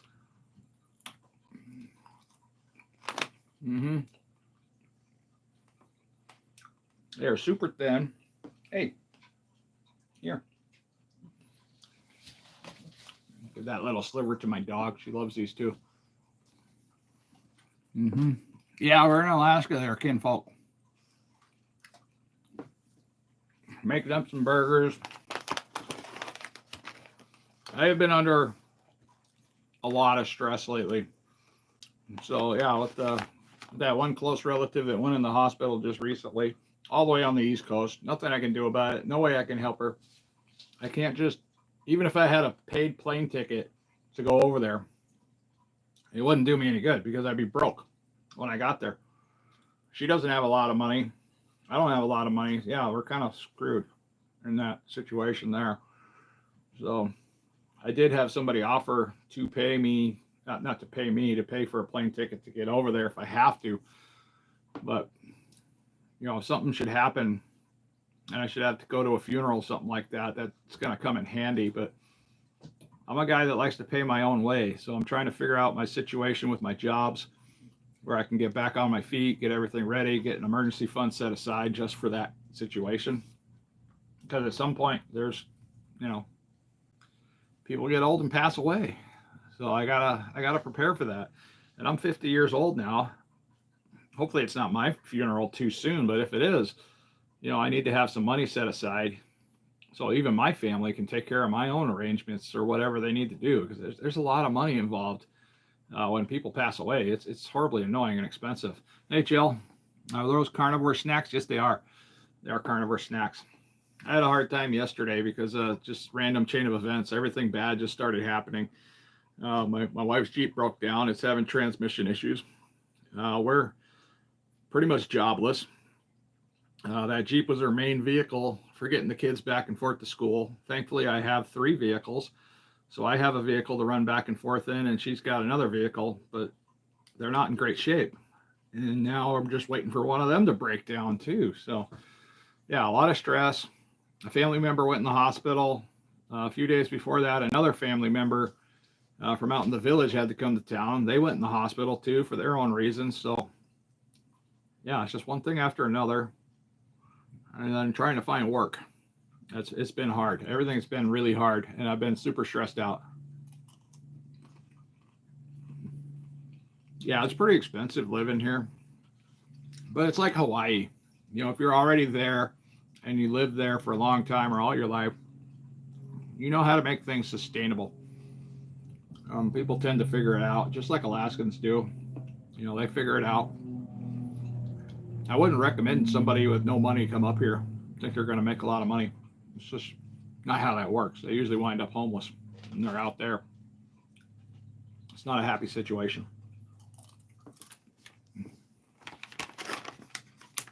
But if you're young and ambitious and in good health, you know, construction season, that'll be starting this month. Yeah, it's the time to come up here. There's a lot of people, like even me, I was a truck driver. I still am. But when I first started coming up here, I'd come up here for the summer months. I'd work the construction season, hauling gravel or doing dirt work or stuff like that. Make a whole bunch of money. I was making about $60,000 in that in about 3 months. And then I would go back south. Right after that, I'd get a hookup lane down. And then I would hook up with some of the other trucking companies I used to associate with, jump in one of their trucks, and I'd make another $60,000 while down in the lower 48, and then wait for construction season to start up here. Because these people, if you're reliable and they know what you're doing, going back and forth, they call you up no matter where you are and say, hey, we're going to fire up business here in the next 3 or 4 weeks. Are you heading back up here, or are you going to stay down there? And then that's when you make your decision. It's like, okay, what are you going to pay? You know, so-and-so over there said they were going to hook me up too, but they're going to pay this. Can you match that? And that's how we make a lot of money up here, is doing stuff like that, going back and forth.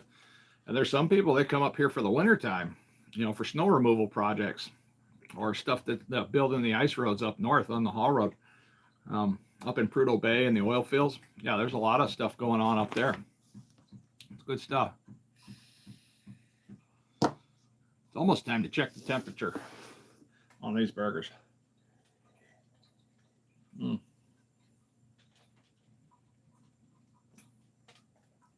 This was a gift from up there in the village, King Island, native community. King Island is an island that my family comes from, or my wife's family. So like my in-laws now. It's an island that's off the coast of Alaska. It's a little tiny rock and it's a lot of cliffs. It's a pretty scary place. Nobody lives there now, as far as I know.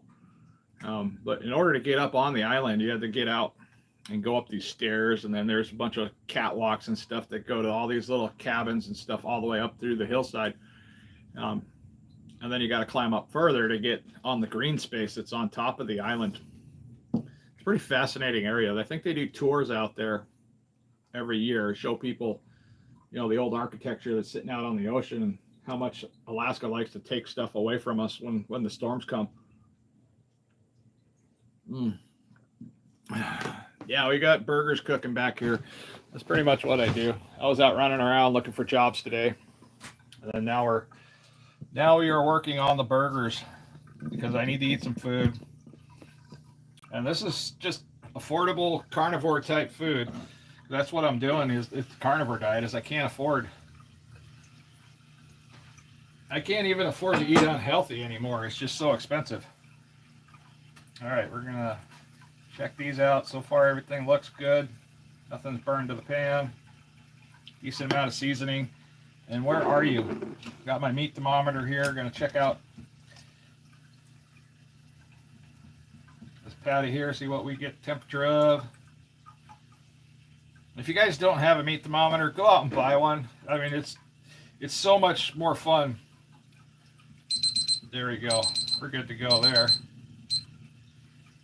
All right, we're going to check these out. Sometimes the ones over here don't get up to temp quite as fast. Oh, we're good. All right, we're good on all of them. That means I can shut the heat off. So the heat's off. It's cast iron, so it's super hot. And it's going to keep on cooking a little bit, which is fine. But I don't want to be forcing the heat. Because all I'm doing now is I'm getting ready to melt the cheese. So let's see, that one will be good for the wife. We're going to make that one. That one's an iffy one. That one might be for me or the wife. And then these two.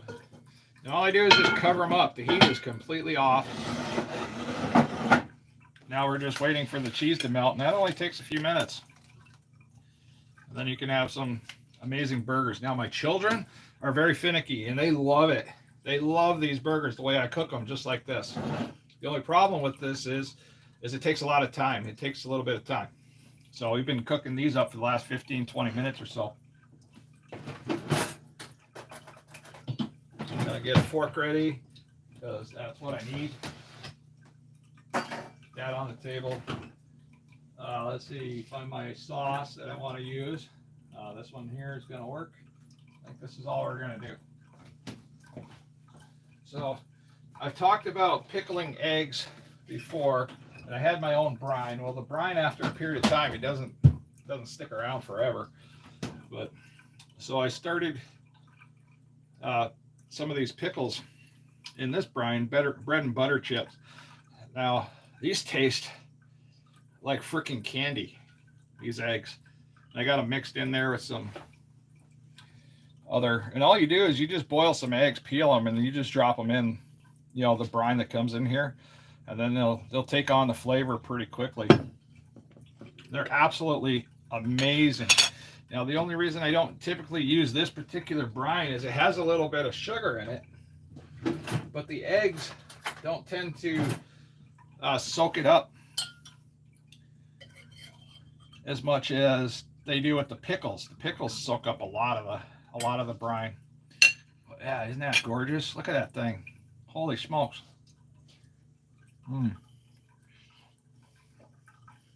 That's what it looks like on the inside.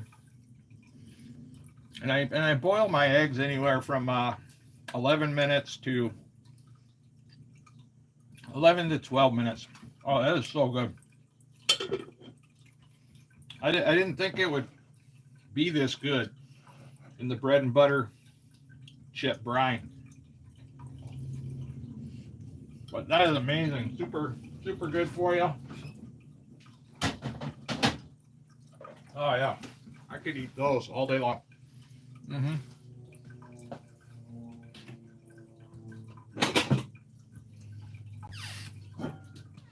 Now my wife said she wanted one of these, so I gotta pick out a good one for my wife.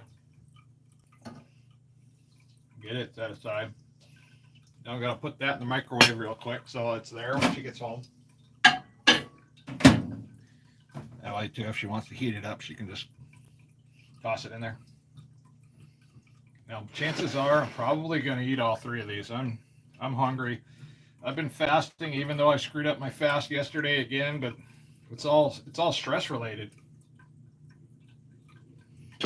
And I mean, I really screwed it up yesterday, but it happens. I'm not gonna be all butthurt about it because I know how to fix it now. That's the fun part about when you actually figure out how to lose weight and get healthy and stay healthy. Is you realize you learned how to fix things. We're going to cover this, let it cool off, and after a while we're going to feed that to the dog. It's just the water that comes out of the burger meat and a little bit of Wagyu tallow.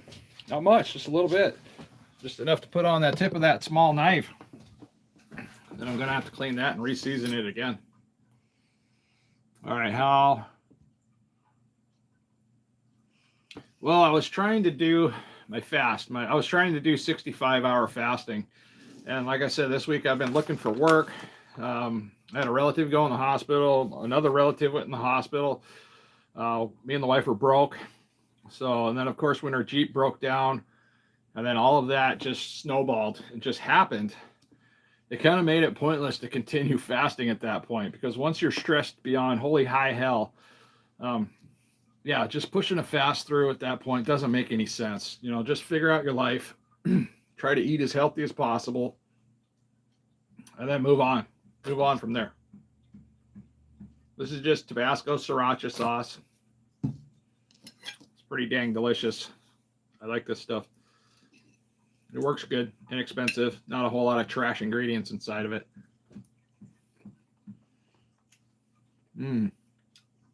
Yum. And this is all I eat. I eat, burgers like this. I don't worry about the sauce. I don't worry too much about the cheese anymore. I do try to cut it down though. So I wasn't eating. So before I started losing weight, before I started doing carnivore, I would just sit there and eat slice and slice after cheese, just cheese. And then I'd wind up making burgers with more cheese, and then I'd eat more cheese and then more cheese. And it's like, wow, eventually I'd have way too much cheese. Some cheese isn't bad. Too much cheese tends to create problems, not just constipation, but it can create other problems. Oh, these are so juicy. Yeah, pan fry your burgers.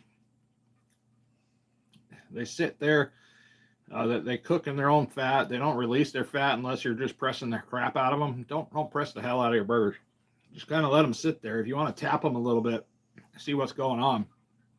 See if they're going to push out a little clear, to indicate that they're done. But if you have a meat thermometer, you don't have to worry about that. You just pop the meat thermometer in, and when it goes off at 160, your burgers are done. And sometimes they'll even be a little red on the inside when they're 160 degrees internal, and that's still perfectly safe to eat. No side dish. We don't do. What would I use for a side dish? I eat meat. I could technically say the sauce and the cheese are a side dish.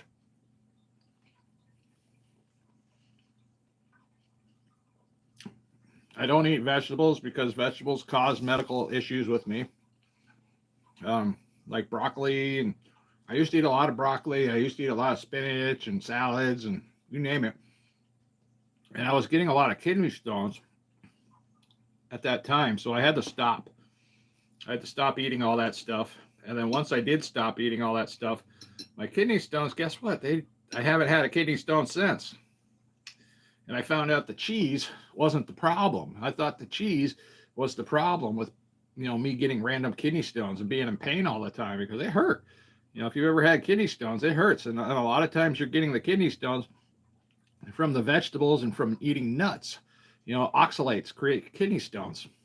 I mean, it was just amazing how, because I was miserable. I was a miserable cow and I wasn't eating cheese. I didn't have any cheese at all for the longest period of time. I didn't even put cheese on my salads.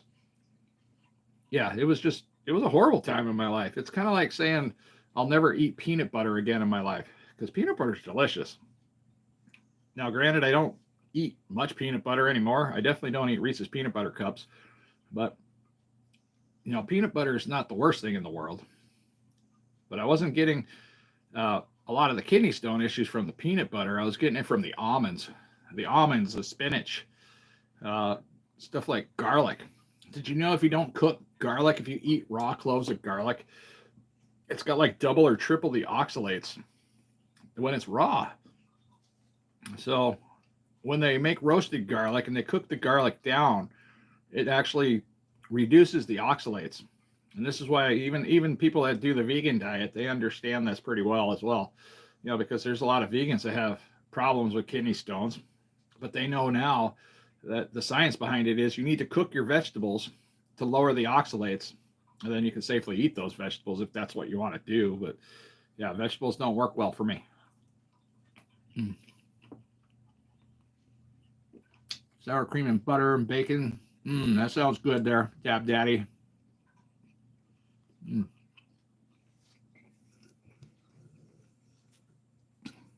That probably got a little closer.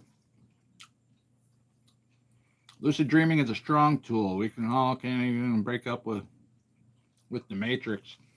Now, when I had severe sleep apnea, that was the most frequent time in my life where I can remember lucid dreaming almost nightly. Now, I didn't realize I had severe sleep apnea. And sleep apnea is where you're literally suffocating at night because you can't breathe. And mine was mainly weight related. That's gotten better with weight loss. It's gotten way better with the carnivore diet. But it was so bad. My doctor thinks that I went almost a whole year sleeping only 45 minutes a night. I had some crazy high AHI apnea events, apnea hypopnea index. It was super high, like 96. I'm lucky to be alive. I was super thankful that I got it figured out. I got some help. But I'm even more thankful now that I figured out that the carnivore diet really, really helps with sleeping and breathing, because there's nothing inflammatory in any of the foods that I eat nowadays. And that's something that's totally disregarded with all the doctors, especially the sleep doctors, people that are having sleep-related issues. You never hear any discussion at all. None. About your food, about your diet, about what are you eating. And it's probably because they know you're not going to listen to them. They know for a fact that you're not going to listen to them. You're going to in one ear, right out the other. I don't care. You know, give me my quick fix solution, give me my prescription, give me my CPAP machine, and you're out the door. And then you won't focus on your food. But then there's all these Facebook groups out there that talk about CPAP related issues. And I'm a part of some of those. I've had sleep apnea for a long time. But I was trying to figure out, okay, get to the root cause of my sleep apnea, which was a lot of it was situational sleeping. Like I might kink my neck when I'm sleeping, or I'm sleeping on a pillow that's too high and I kink my neck this way. But I had this big jowl down here, if that's what you call it. Maybe these are your jowls, but whatever. I had this big fat glob that used to hang out under here. So if my head went down a little bit, I was like, you know the sound. And then I didn't even know that snoring, just snoring alone, that is sleep apnea. That is the beginning stages. It's a restriction. You know, when you start snoring, that's a serious problem. You know, so if you're a person that snores a lot, your snoring isn't going to get better, you know, the longer you live. You got to figure it out. You got to try to take care of it. If you're morbidly obese like I was, it's definitely going to get a lot worse. You're going to have more issues. And then you're going to wind up in a situation where you don't know what is wrong with you. You don't know why you're waking up every 45 minutes to piss every night. And that's what it was like. But you're never going to associate it with what food you're eating. Not once. You're going to think your sleep problems are related to this or that, but you're not going to associate it with food. Once I started figuring out that it was the food that was the problem, that's when I actually really got a good handle on my sleep apnea. I don't need a machine anymore. Now, the only thing I haven't been able to get over is the anxiety of not having the machine, because that machine saved my life. That CPAP device, it saved my life. If I didn't have it, yeah, I wouldn't be around to talk about this stuff. No, I live life on the edge. I'm 24. That's funny. You have had your LDL cholesterol check? Absolutely, brother. My LDL and cholesterol are amazing. My blood pressure is perfect. Blood sugar is perfect. Can't get any better. Now, it is slightly elevated compared to the average Joe. So the average Joe is the person that goes out and eats a lot of the overly processed foods. Maybe they're eating boxed macaroni and cheese. They might go to fast food restaurants once in a while and just get whatever. You know, they're eating the McDonald's French fries. You know, Subway food, that's processed food too. The meat's all processed. Everything's processed there. There's not a whole lot healthy at Subway. I was kind of brokenhearted to hear that, because I used to go to Subway a lot. And I thought I was doing myself some good. I mean, it was better than a lot of the stuff I was eating. But yeah, if somebody were to eat all the overly processed foods and then eat a lot of meat like I'm eating, yeah, they're going to have heart issues. They're going to be risking heart attack and strokes and stuff like that. But if you only eat meat, you only eat animal fat, your body knows what to do with the cholesterol. Your body knows how to adjust the HDL and LDL. You don't have to worry about it. It's not a problem. But if I were to do this diet right here, where I'm eating all this meat and all this fat, and then I would include like Domino's pizza, and then I go to like McDonald's or any of the fast food places that you can think of. If I were to add all that together, yeah, the cholesterol and LDL would be a serious problem. Jimmy John's is better. Let's see. I don't know who that is. My grandparents and parents have all reached their 90s, eating lots of vegetables with every meal. No one ever got kidney stone. No, that's the problem, Anna. Some people are different. I'm Alaskan Native. We come from up here where there's little sunlight. Well, there's a lot of sun in the summer, but then it's dark all winter long. So as a general rule, in the wintertime, we're not naturally eating a bunch of vegetables. Now, the stuff that grows here naturally is a lot of berries, a lot of low-lying berries.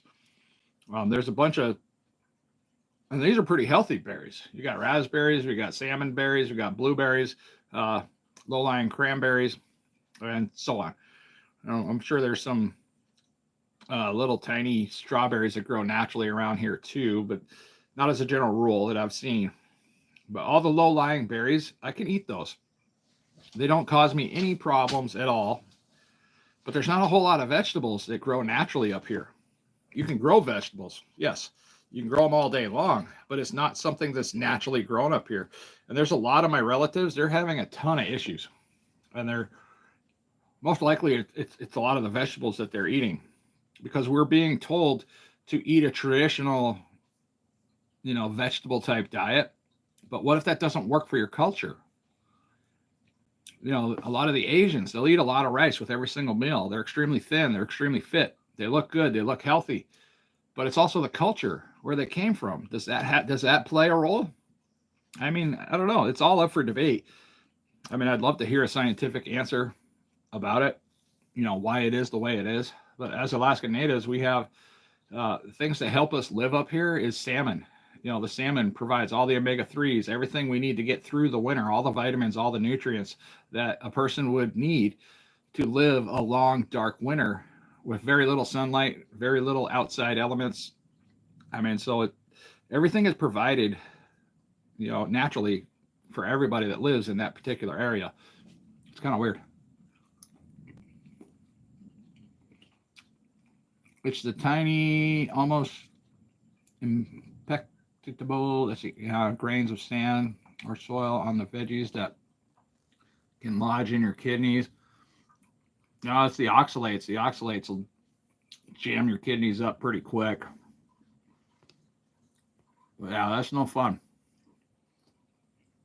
I am not 100% Alaskan Native. There's not many 100% Alaskan Natives left. There are some, but not as many as there should be.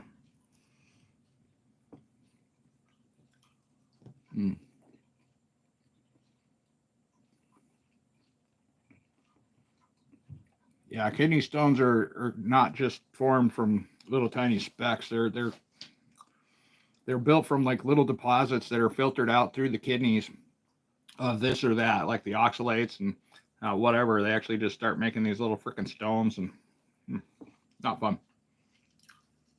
Very, very painful experience. But when they go away, and you kind of figured out why they go away, isn't that worth sharing? Have you ever tried burgers in the oven? No, I really don't cook burgers in the oven. I like cooking them on the stove, mainly because I got control over them. I can see what's going on. The way I have my cast iron set up with the lid, it kind of cooks it like an oven. So the heat and the moisture, everything is just kind of staying in the same space. I mean, there is a little venting, coming out the side where the portholes are. It was even better cooking them this way when I had the last cast iron pan I had. I threw it away because it was just unsightly. And I make a lot of videos. So it just sucks when you have a ceramic coated cast iron that's white, like this plate here, and then you start getting all this brown on the bottom, and it just doesn't look good. Yeah. If I was 100% Alaskan Native, I wouldn't look the way I do. Well, that's true. But we can kind of tell each other apart. Because we have, the high cheekbones. It's pretty common. My wife's got high cheekbones. She's not 100% Alaskan Native either. She is more, if you want to, nitpick percentages, I'm about 25%. My wife, I believe, is about 50%, according to her bloodline or genealogy. And then it goes upwards from there, her mother and then her mother's mother. Yeah, it goes on.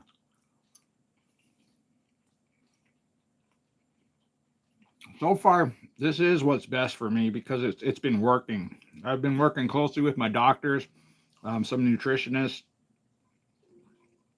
also another doctor around my nerves, nerve damage, and stuff like that.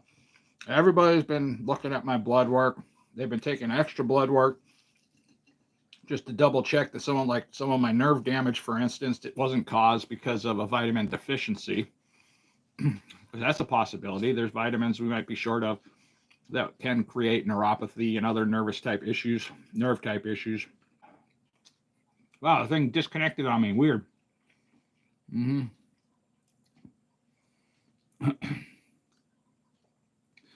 But yeah, I would eat some of the vegetables I would eat. Not so much the like pepper itself, black pepper is a seed, so I won't add that to my meals anymore, because it does promote some inflammation in my feet and my hands.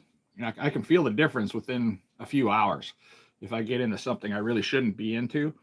And the carnivore diet literally just takes everything away for a period of time, and then I slowly start adding things back in. It's like this here, this product here. This was an experiment one day, and I wanted to add it onto my food to see, okay, how does this make me feel? What do I do? Or how, what do I do about it if I have to remove this, or if I could maybe use a different type of sauce? Well, I've tried several different sauces, since I started the carnivore diet. Some of them went by the wayside. I got rid of them, or they got used up and never looked back at them, because they made me feel a certain way. That's the one nice thing about the carnivore diet. You just remove everything. You just only eat meats for 2 to 3 weeks. That's it. And then you just start adding things back into your diet, even if it's fruits. I did that for a period of time too. I was adding in fruits. I was adding in vegetables, one at a time, really slowly, seeing if it made me feel a certain way in 2 to 3 days. And then I would remove that from my diet, and then I would try something else. And it was a process of adding and eliminating, the same thing we do with newborn babies and how we get them going on the right track in the first place. But I think the problem with newborn babies and a lot of these new allergies is we don't do that anymore. They don't teach parents to do that. They kind of brush the topic, but they don't get the parents sat down well enough to explain, like, hey, when you're feeding your kid food, don't mix it up with like 3 or 4 different types of, Gerber foods in a week or a day. Like, don't feed your kid, like sweet potatoes one meal, then green beans the next meal, and then, some sort of meat, even if it's in baby formula size, because then it just screws up everything. Nobody knows what's going on at that point. It's kind of hard to tell a doctor, well, this or that caused whatever happened, if you have too many variables in that situation. So yeah, definitely just add like one thing at a time. That's the same thing that the carnivore diet does. We just eating meats and fats. There's no histamine responses in the meats or fats. There's a lot of natural fats. The body knows what to do with it. So it's just easier to dial in whatever else you're adding in later. But since I started this, I've met like thousands and thousands and thousands of people doing this the same way. And so far, the common denominator for the people that are having problems is they're doing like what I said about the babies. They were adding in too much stuff. They got too many things going on there, and it makes it confusing. I like both there, James Bond. Semi-automatic. I like my semi-automatic shotgun. That thing is amazing. It runs like a train. You're talking about guns? Yeah, somebody asked shotgun a revolver. What? Somebody what? Asked shotgun a revolver. Oh. That's a bomb. I told him, I said I like both, but I'll take a shotgun. I love my pump action. I just like the noise they make. That's Yeah. about it. Other than that, they don't work too well for me. Because then you got to clean them out. Your food's in the microwave. Oh, okay. Thank you. I think I might have hit them with too much seasoning. This one here was way over seasoned. Are you hungry? You want a burger? You sure? You don't have to be awkward. You can say hello. You're always awkward. It's my awkward child. Where do you think he gets it from? Do you have the... Oh, no, we need to buy more gold. I mean, the other stuff. Yeah, that stuff doesn't last long. It's really cheap, too. It's like $6.72 or something for the big bottle at Costco. Oh, yeah? I think. If I remember right. But it's not at the Costco Business Center. Yeah, Costco Business Center definitely doesn't carry everything you're looking for. Let's see, the mineral content could be a factor, I suppose. Yeah, mineral content is exactly what the kidneys do. Is they're a filter organ. Just like your liver, your pancreas, your kidneys, even your large intestines. Everything in your body is a filter.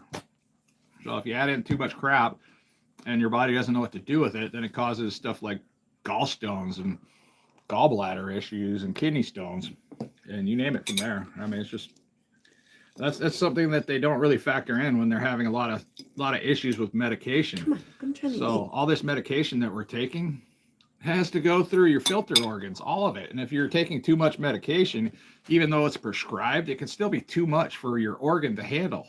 And then it can potentially shut down important organs, because you've had too much. Because that stuff goes somewhere. If the body doesn't know what to do with it, it kind of just holds on to it. It just hangs out. And then if you keep adding to it, that's when you start getting these ridiculous little issues with, kidney stones and gallstones and just weird type cancers.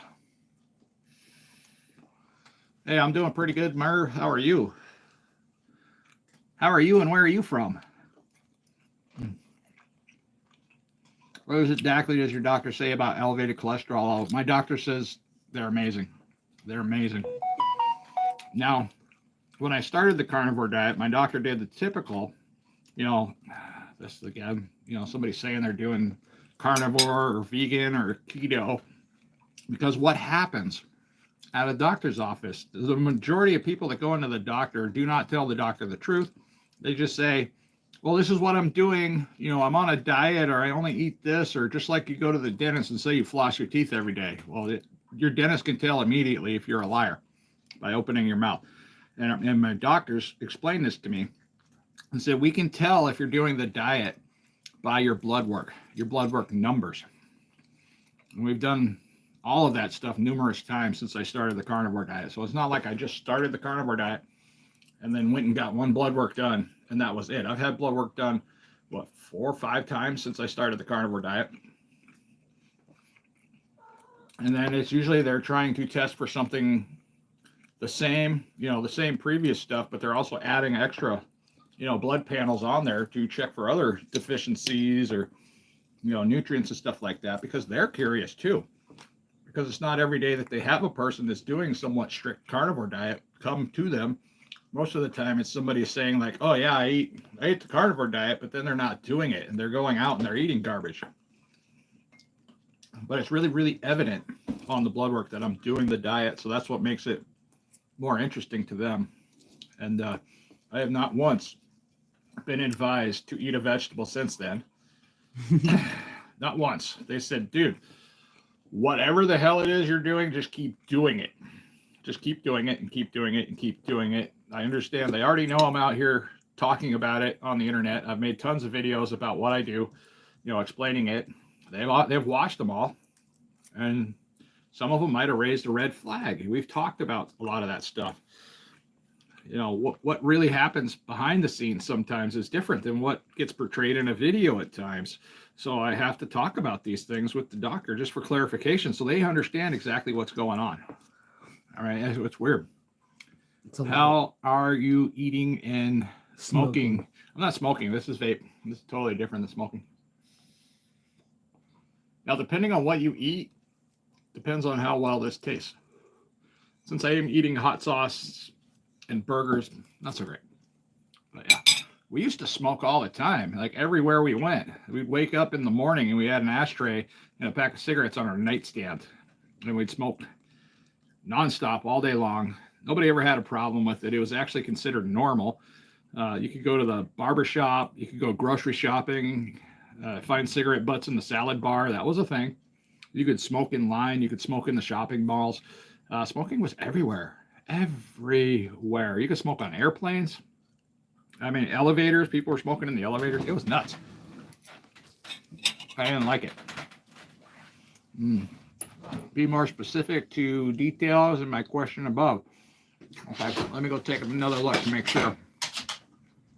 But I don't like scars. Let's see, going back to the original question here. What exactly does your doctor say about the elevated cholesterol levels? How high above? I'm only a couple points above the normal cholesterol level. It's not even like super elevated.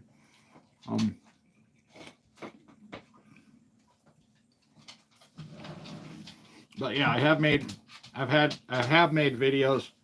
They're in my playlist if you want to go search through them. That talk about my blood work. I even put up pictures of what my blood work looked like. So if you want to go check that out, it's definitely there. And I've had different types of blood work done as well on different things, looking for vitamin deficiencies. And those numbers are also available. I mean, there's no deficiency, so there's no real point even putting those numbers out there, is my point on that one. Smoking on an airplane, I wish I could see those days. It was miserable, bro. Smoking on an airplane was, even if you were a smoker, smoking on an airplane was utterly horrible because it's just a sealed capsule. It sucked. What happened? I was walking down the hall and Baby Bear's sitting all awkward. Uh-huh. And I was wondering if he wasn't flinching. He normally like looks at me or something when I'm coming, but he's sitting all awkward. And Molly and Baby are having a standoff with some random cat out the screen door. Oh my goodness.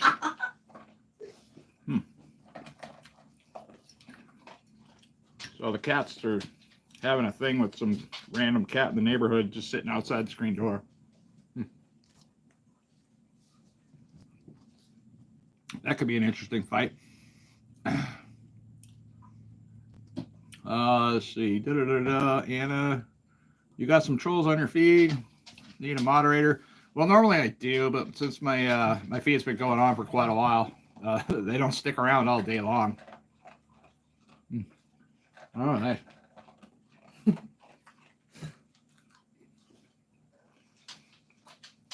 But yeah, I got a bunch of people that are, set up for moderating. But since the live stream didn't start off solid carnivore type topics or heating and or diet nutrition type topics, they don't really stick around for the nonsense conversation or sitting there watching my cats. I don't blame them. That's not interesting to them. So yeah, if they knew I was talking about this stuff right now, they'd definitely be here and be more active. Because they've followed my journey since day one. They knew exactly what happened when I started losing weight, all the way up until now. Because I did an update video every single weekend, up until this point. I did it for accountability. I also did it to let people know, like, hey, anybody can lose weight with little to no exercise. I lost over 135 pounds without going to the gym, without going for hikes, without going for long walks, without going for bike rides. In this last 2 to 3 weeks is the most active I've been in this entire weight loss journey. Because it's starting to become summertime here.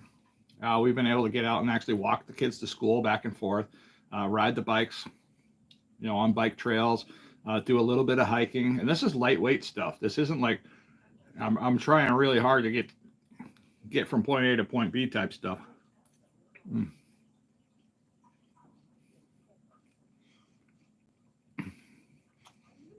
But yeah, and if you're interested, there is a video talking about my blood work on carnivore. And I posted up a lot of images about, because I didn't know. I don't even know what half the stuff means. In the community, you can find out, if you go to the comments section, a lot of those people that have been doing this stuff for a long time, they know a lot more than me. And that's where I figured out a lot of issues that I already have, or issues I don't really even have to worry about when it comes to blood work type relate stuff. My doctor said they were fine. If not, he would tell me. He said if we ever get any weird numbers, I'll be sure to let you know. And there were some numbers on there that I had questions about, and I asked my doctor about those questions. He told me, don't worry about it. Just keep doing your diet, keep doing what you're doing. Those other numbers will balance out, and everything will be just fine. Just keep going on the current path, because when you first transition into a new lifestyle, a new way of eating, doesn't matter if it's meats or if it's vegetables, you're going through a process. Your body's starting to adjust and change. Raw vegans go through the same thing, because for starters, they're eating raw vegetables. Those are the most, in my opinion, raw vegetables are the most dangerous vegetables, especially for those people that don't know the science behind them. There's not a whole lot of science that goes into eating hamburger meat with a little bit of cheese and some sauce. There's not a whole lot of science in there. We kind of know what's going to happen if somebody eats hamburger meat, 80-20 burger meat with a little bit of added fat, a little bit of cheese. We know what's going to happen now because people have been doing it for so many years.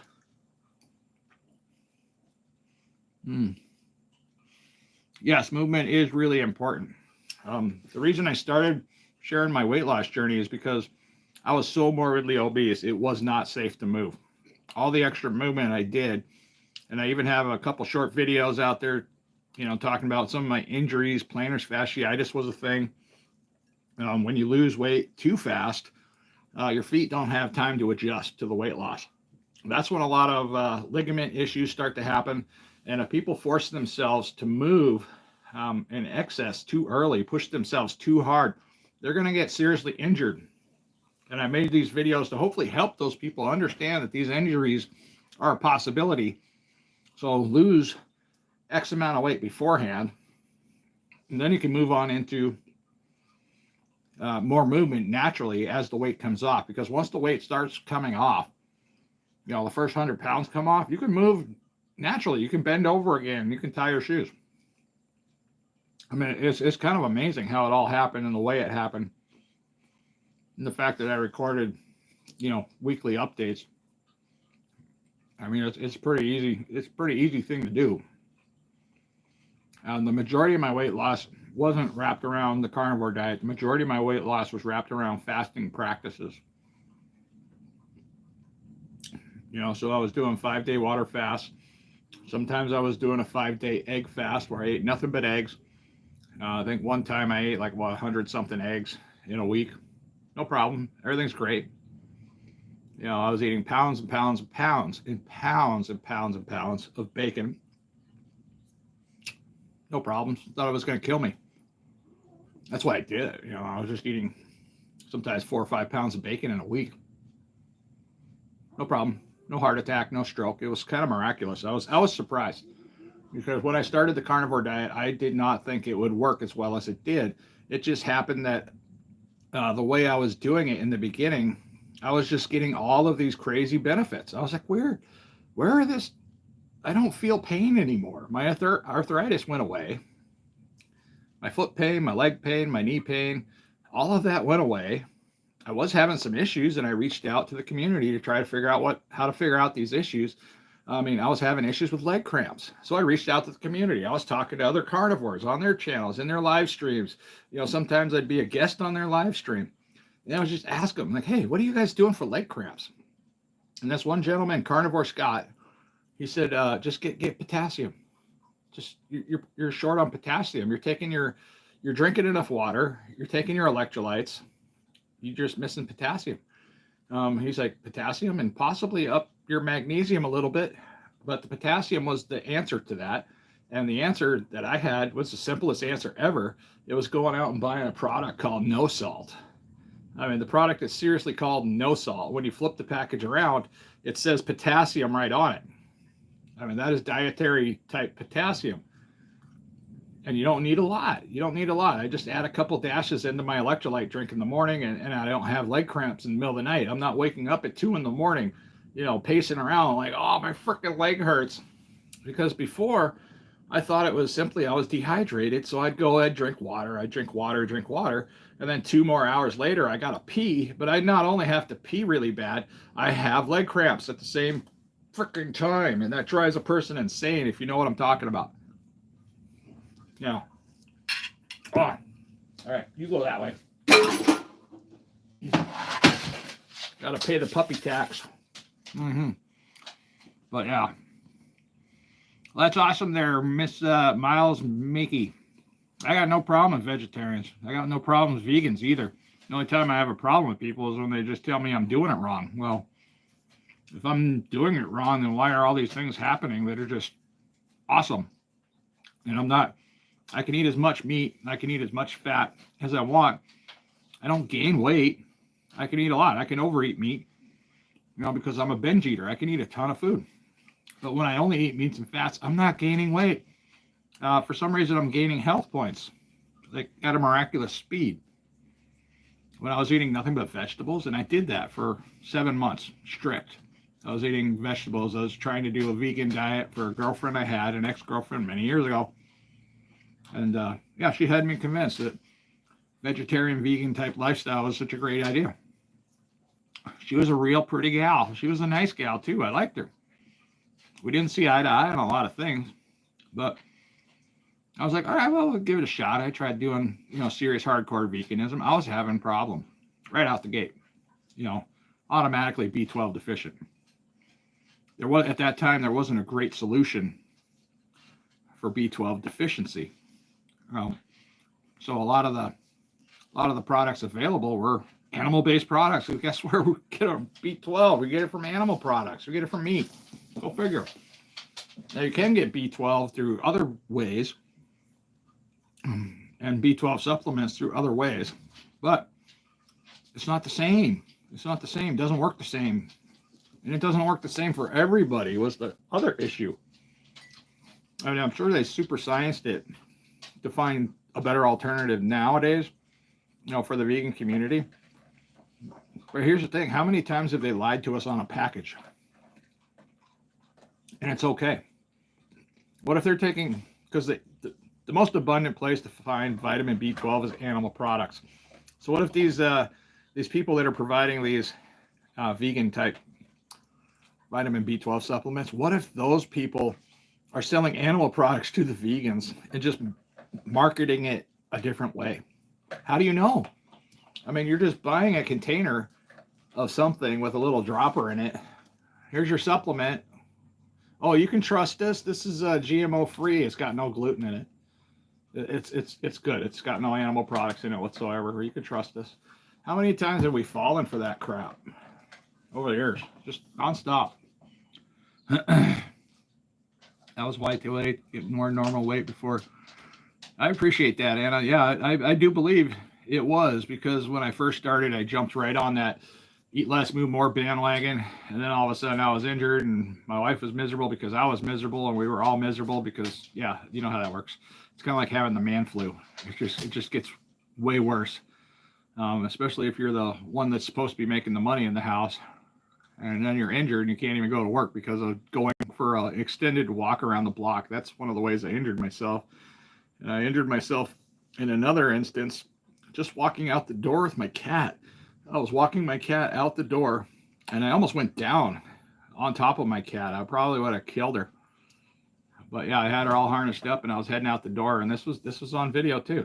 It wasn't showing directly at me, but I had the camera in my hand focused on my cat at my feet, just walking out these steps here, and I almost went down and killed my cat. But yeah. I wonder whose cat that is. I was wondering if it was Kitty Paws. I can't tell. I don't think it is, but I don't know.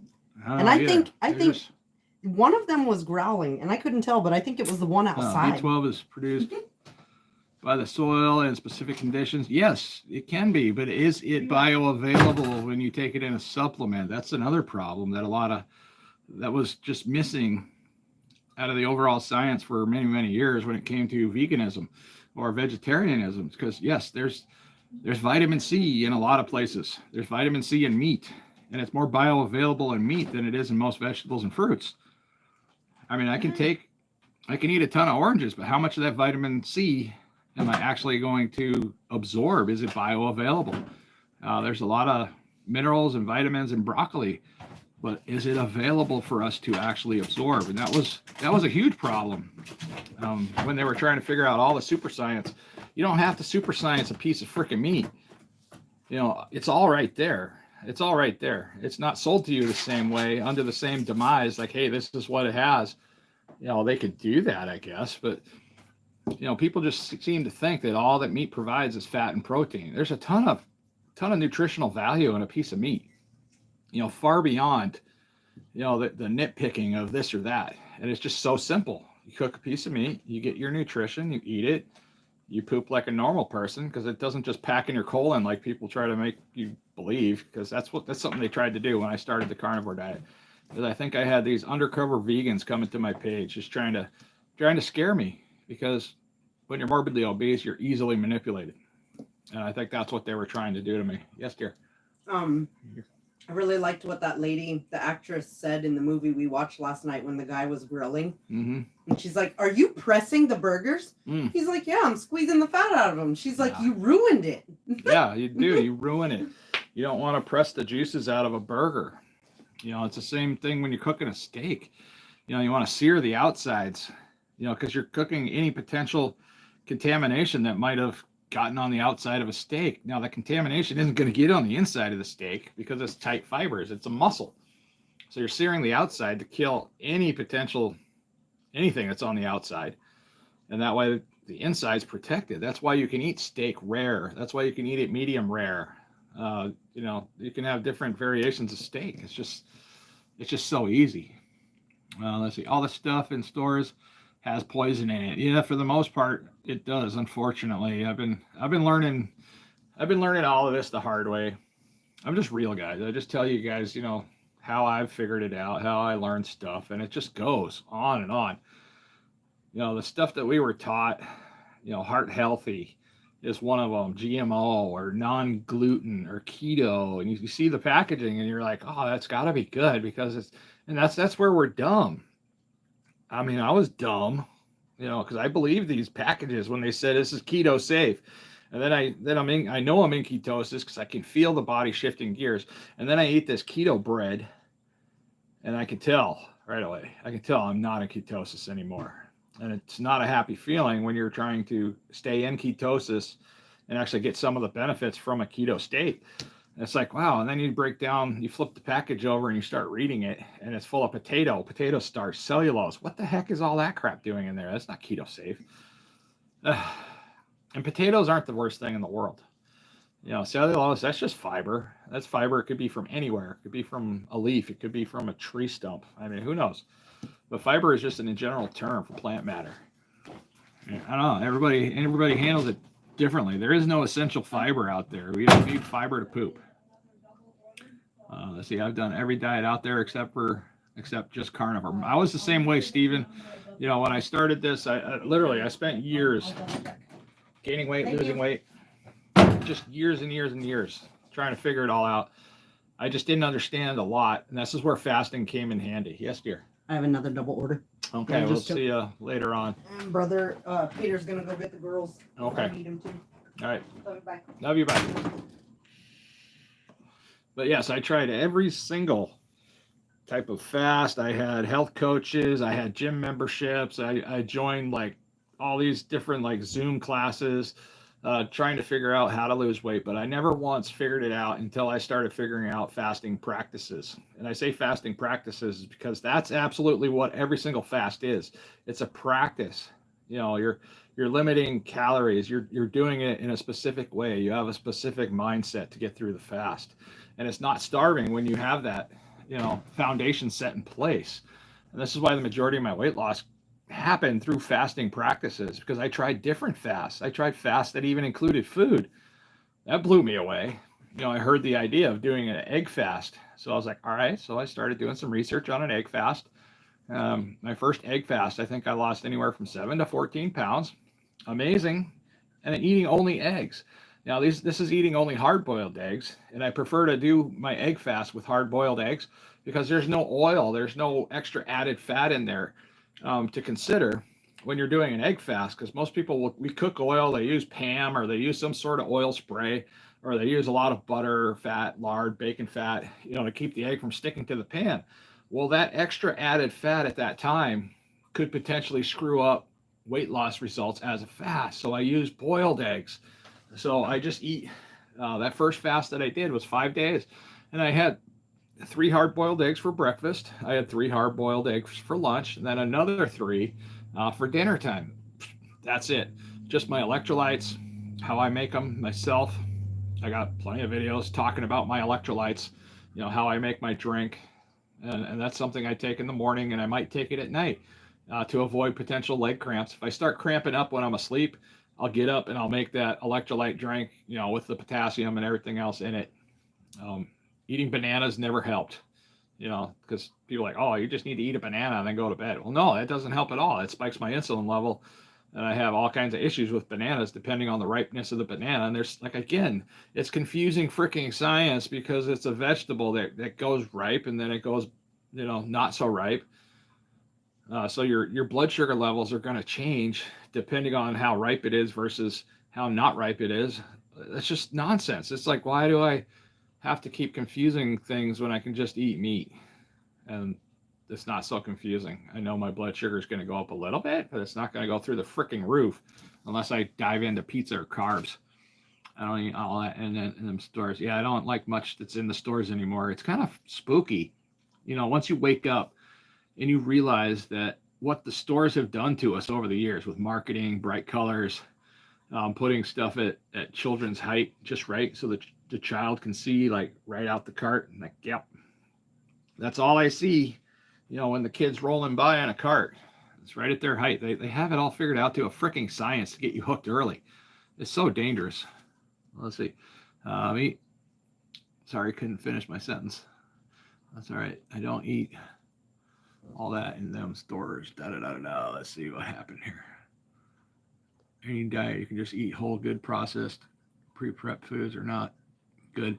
Now, I am an advocate I'm not against vegetables, guys. I'm not an advocate that vegetables are bad. Vegetables are poisoning.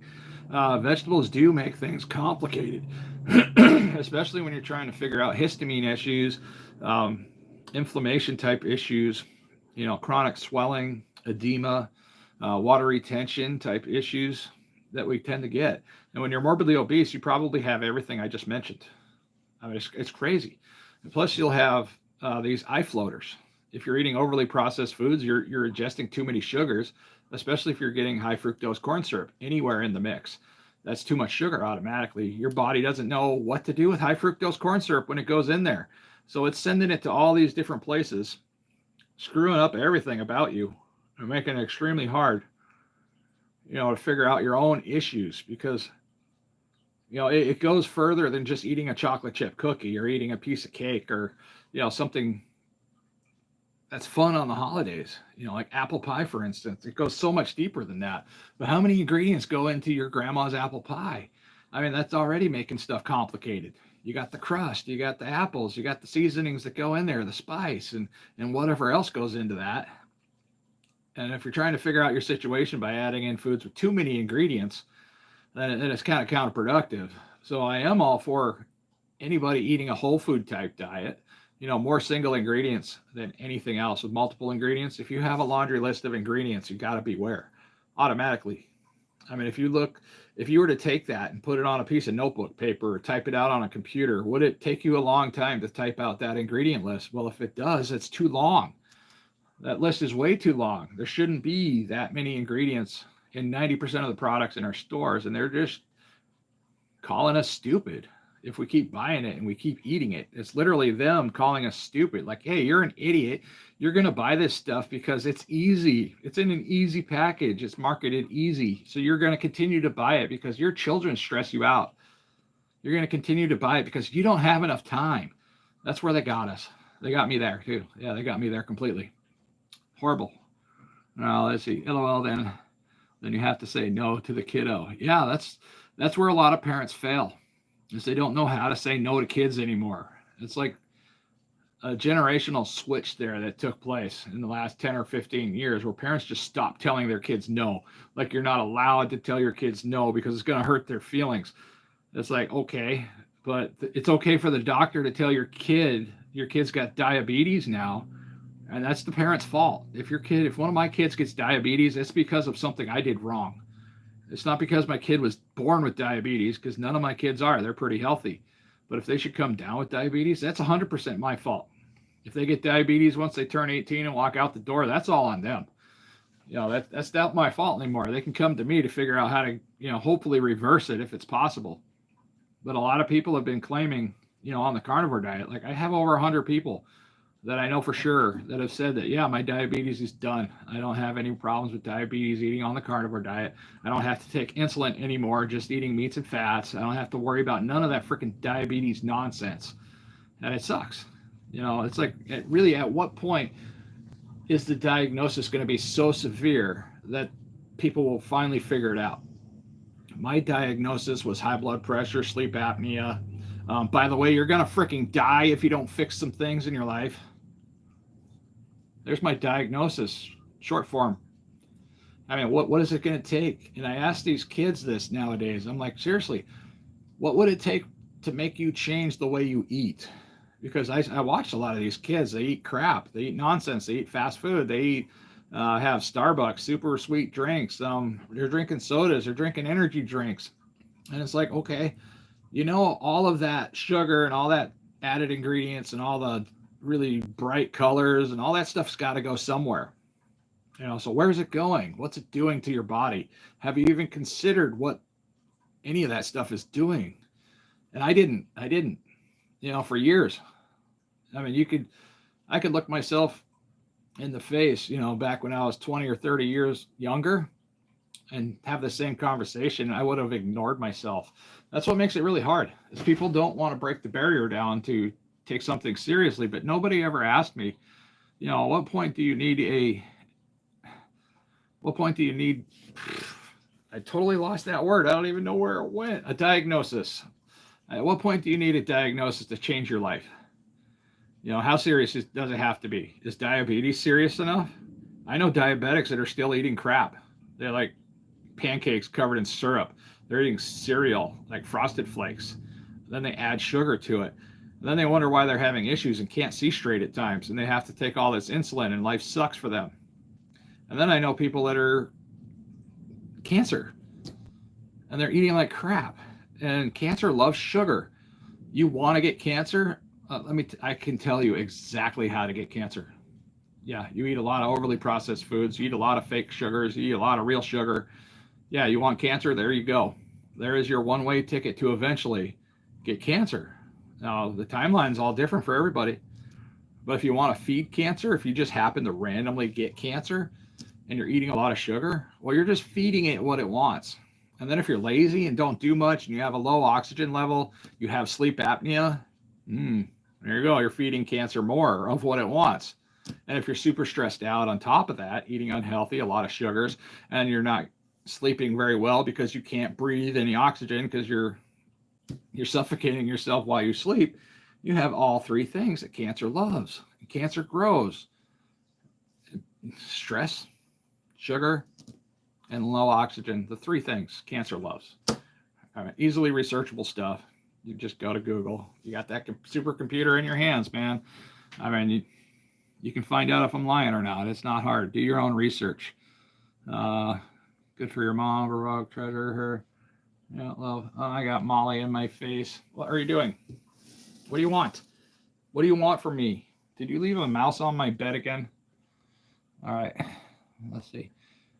There's always plenty to talk about, especially when you start talking about health-related issues. Because it's just, and this stuff's important to me now because I have spent the last year of my life trying to figure out my own health issues and learn how to share it on the internet, with other people. But I'm not here to tell people what to do. I'm just here to tell people what I learned. If you want to do something with it or about it, that's up to you. I care. I want people to be good. I want people to be healthy. I don't want people to be morbidly obese, 435 pounds, and it's hard to wipe your own butt. It's terrifying getting in and out of the shower because you don't know if you're going to fall down that day. And I've seen some really, really bad accidents from people that have fallen in the shower. Those faucets, yeah, they rip a hole in your back. They're pretty damaging if you fall in the shower. A lot of people die as a result of falling in the shower. And it happens because people get edema. People get, your feet go numb from neuropathy. You can't feel what's going on with your feet. So your balance is off and you fall. You hit your head and you die. It happens fast. It happens so fast. Getting in or out of the shower, sometimes in the shower, it's crazy. And a lot of it is preventable stuff. You don't have to do that. Read all that shit on these boxes in the stores. Yeah, the amount of ingredients that's in a lot of these products now is just crazy. So if I find a somewhat safe product, I usually gauge it by the length automatically. I look at the ingredient list. If there's so much information on there, it's going to take me forever to read it. And if I have somebody standing behind me, if it takes so long for me to read that ingredient list, I'm going to piss off the person behind me. It's too long. There's too many ingredients in there. Now, a simple ingredient list should be 2 fingers, 2 lines, if that. That's a simple ingredient list. Easy to understand, easy to dissect, and you know what's in there. Because if a product says like, tomatoes or something like that, canned tomatoes, well, dang right, it should be the first ingredient should be tomatoes on that list. Or if it's tomato ketchup, what should the first ingredient of tomato ketchup be? Tomatoes. What is it now on most packaging? It's high fructose corn syrup. let's see, vegetable oil, some sort of seed oil, canola oil, soybean oil, and then you might start getting into the tomatoes, and then some spices, and so on down the line. Then you get some weird EDTHA freaking preservative that you don't even know what the hell it is. You got to go, looking in encyclopedias from the 1950s to figure out what that was. You shouldn't have to do all that. Ketchup should just be ketchup, right? It shouldn't be a whole lot of stuff. Maybe some vinegar in there. Barbecue sauce, same thing.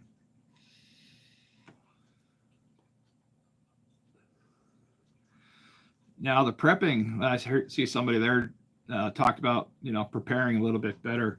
Now that was where a lot of my health-related issues started. Around the pandemic, we were, preparing for, we didn't know what was going to happen. The perfect storm was already set afoot.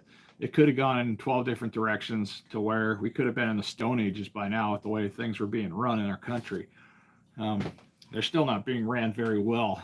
But a lot of the prepping type foods that I was buying were overly processed foods, shelf stable foods, foods that I don't agree with anymore.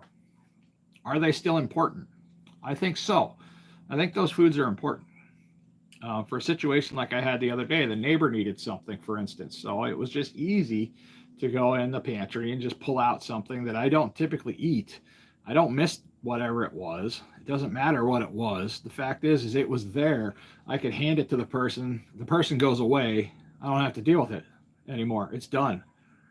So yeah, a lot of the prepping type foods are for when all the other options go out the window. We gotta have something, some calories from somewhere. And if it's going to be shelf stable and last a couple of years, so what? Let it sit there for a couple of years. Cycle it out. Donate it. Replace it. Try to replace it with healthier options. But yeah, when we're talking about long-term storage, yeah, you got to store things the right way. You got to have the right stuff to store in the first place. Let's see. Invested in systematizing an entire kitchen, easy, pleasurable prep, preserve whole foods and meals a week on Sundays. Yeah, it's super fun if you got the right amount of money. And it does take a little bit of funds. Now, eating the carnivore diet is incredibly inexpensive. I've heard this so many times. I even said it myself. I can't do the carnivore. I said this out loud. I can't do the carnivore diet. It's too expensive. I've said this out loud too. And this is on the other side of the spectrum. Before I even knew about the carnivore diet and all its benefits, before I experienced it, I said, I can't afford to eat healthy. Vegetables are too expensive. I don't like vegetables anyways because I just never cared for them too much. Besides the fact that I got a lot of kidney stones from vegetables over the years. The fact is we buy a lot of vegetables and what happens? We throw away a lot of the vegetables because we don't plan very well.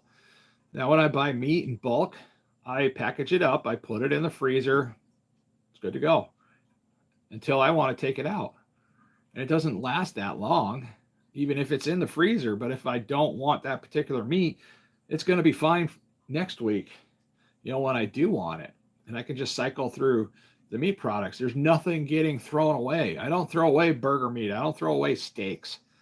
The only thing I give to the dog when it comes to that is what's in the pan or grizzle. If it's real grizzly and you can't chew through it anyways, yeah, feed it to your freaking dog. Give it to your cat. They love that stuff. Cats aren't supposed to eat grains and vegetables anyways. If you're feeding your cat sweet potatoes, you done screwed up somewhere. I mean, you fell off the wrong tree. I did suffer with arthritis from tomato. Tomatoes do other stuff too, I found out. Tomatoes also affect your hormones. They make you highly irritable. So if somebody's like just had a lot of spaghetti or ate too much pizza that had too much pizza sauce or too much lasagna with too much pizza sauce, tomatoes, and they're highly irritable, yeah, the tomato's the cause. I mean, it almost creates a bipolar type effect. And it's easy to create arguments right after people have had too much tomato in their diet. It's so weird. I went down that rabbit hole a while ago, about a year ago, maybe more. 5-6 years ago, I figured that out. I was like, holy cow, that's amazing. Vegetables are easy to grow when you throw things away. They can be easy to grow, but they're not easy to grow in Alaska when it's wintertime for 7 months out of the year. Now, granted, they do grow pretty well in the summertime here, but there's a process. We have a lot of bugs too. We have a lot of bugs that just destroy our little garden. We have gardens out here every year. We like to grow carrots. We tried growing some lettuce. The bugs just destroyed them. So we had a whole bunch of lettuce that went in the trash. So that's extra work. That's extra money. That's just wasted all of that time and effort on trying to grow tomatoes. And then last year, I think the slugs got into our carrots. We had a problem with slugs that we didn't notice fast enough. And again, it's just, we're always having to figure out how to get rid of the bugs. So we're killing the bugs, we're killing the birds, we're killing the rabbits. And we have rabbits here to get into our vegetables too. The moose come through and eat all our vegetables like in one swoop. They'll just take out an entire bed of vegetables. It's just crazy. And if you want to handle that, you got to protect your vegetables somehow. And then you got to wind up killing animals to protect your vegetables in some circumstances, because sometimes they just don't go away. The animals are hungry too. They're looking for that stuff. And I'd rather feed the animals the vegetables than feed myself the vegetables. So it's kind of a win-win. Let's see what happened with tomatoes. Well, when I ate too many tomatoes, I would get highly irritable. I would lash out at people. And this was something I was trying to figure out, because I was actually reaching out to people, trying to figure out what in the world is going on with me. Why am I so hormonal right now? And then we broke it down to the diet and what we ate, which is like 90% of our issues in the first place. When we're having a medical condition, we rarely consider what we just ate or what we've been eating as a habit, some stuff that we like and crave. We barely look at that as the problem. If I have a headache, what do most people do? They take aspirin instead of just drink water and eat better food. They consider their headache to be something they're going to have all their life, and they don't even think that it's food related. If we start looking into our food, we're going to get better sleep. We're going to get more quality sleep. We're going to be healthier. We're going to get rid of a lot of underlying issues, especially sleep related, sleep apnea issues. A lot of those things go away just by focusing on your diet. And it's just amazing that, I'll never hear, not once have I ever heard of a sleep doctor, because I've had several sleep studies. I've been into the sleep doctors and talked to them. And I'm like, why don't you guys ever talk about food? And they're like, why? We're here about sleep. I was like, so your food doesn't have anything to do with your sleep? And they're like, oh, no. It absolutely does. I was like, okay, so why aren't you teaching your patients to focus on their diet before they're focused on all this other stuff that we don't need if we focus on our diet? And they're like, oh, well, we're here to take care of sleep apnea. I was like, taking care of your diet is taking care of sleep out. It's that kind of brick wall that I run up against all the time, and it hurts my head. I mean, I wish people would just focus on their food in and out. Let's say you found it online. LOL, grow vegetables to attract the elk. Yeah, we can do that. We can attract bears too if you got plenty of leftover fat like bacon grease. That works great for bear bait.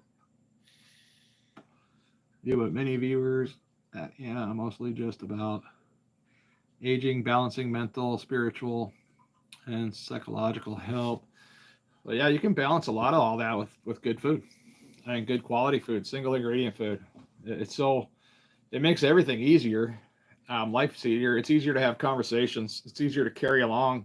Let's see, I've been doing this live stream for almost 3 hours now, and it's been hard to find stuff not to talk about. It's just so easy to have a conversation with the right foods. I just ate a super nutritious meal. I had 3 burger patties with a little bit of cheese and some hot sauce. And now I'm a freaking chatterbox as a result, because that's what happens. Another thing I used to use before doing live streams or doing videos that I just didn't really want to do, but I wanted to have my talking points in there. I wanted to be fluent. I didn't want to over edit the video, because that's super annoying, having to retake your shots over and over again. So to streamline that, I would eat sardines, literally sardines right before doing a video or doing a live stream. The sardines, packed full of nutrition, only about 90 calories a can. They're basically a multivitamin. So when I'm fasting, you can actually have sardines while you're fasting. It's so good for you. It's a multivitamin. It's no different than taking magnesium supplements, zinc supplements, or whatever supplements you might take while you're fasting, just so you're not vitamin deficient to get you through the fast. Same thing, just like eggs as well. You can have eggs when you're fasting too. I recommend, if I were to recommend it, it would be hard boiled eggs because it's just not contaminated with anything else, outside elements or being overly cooked.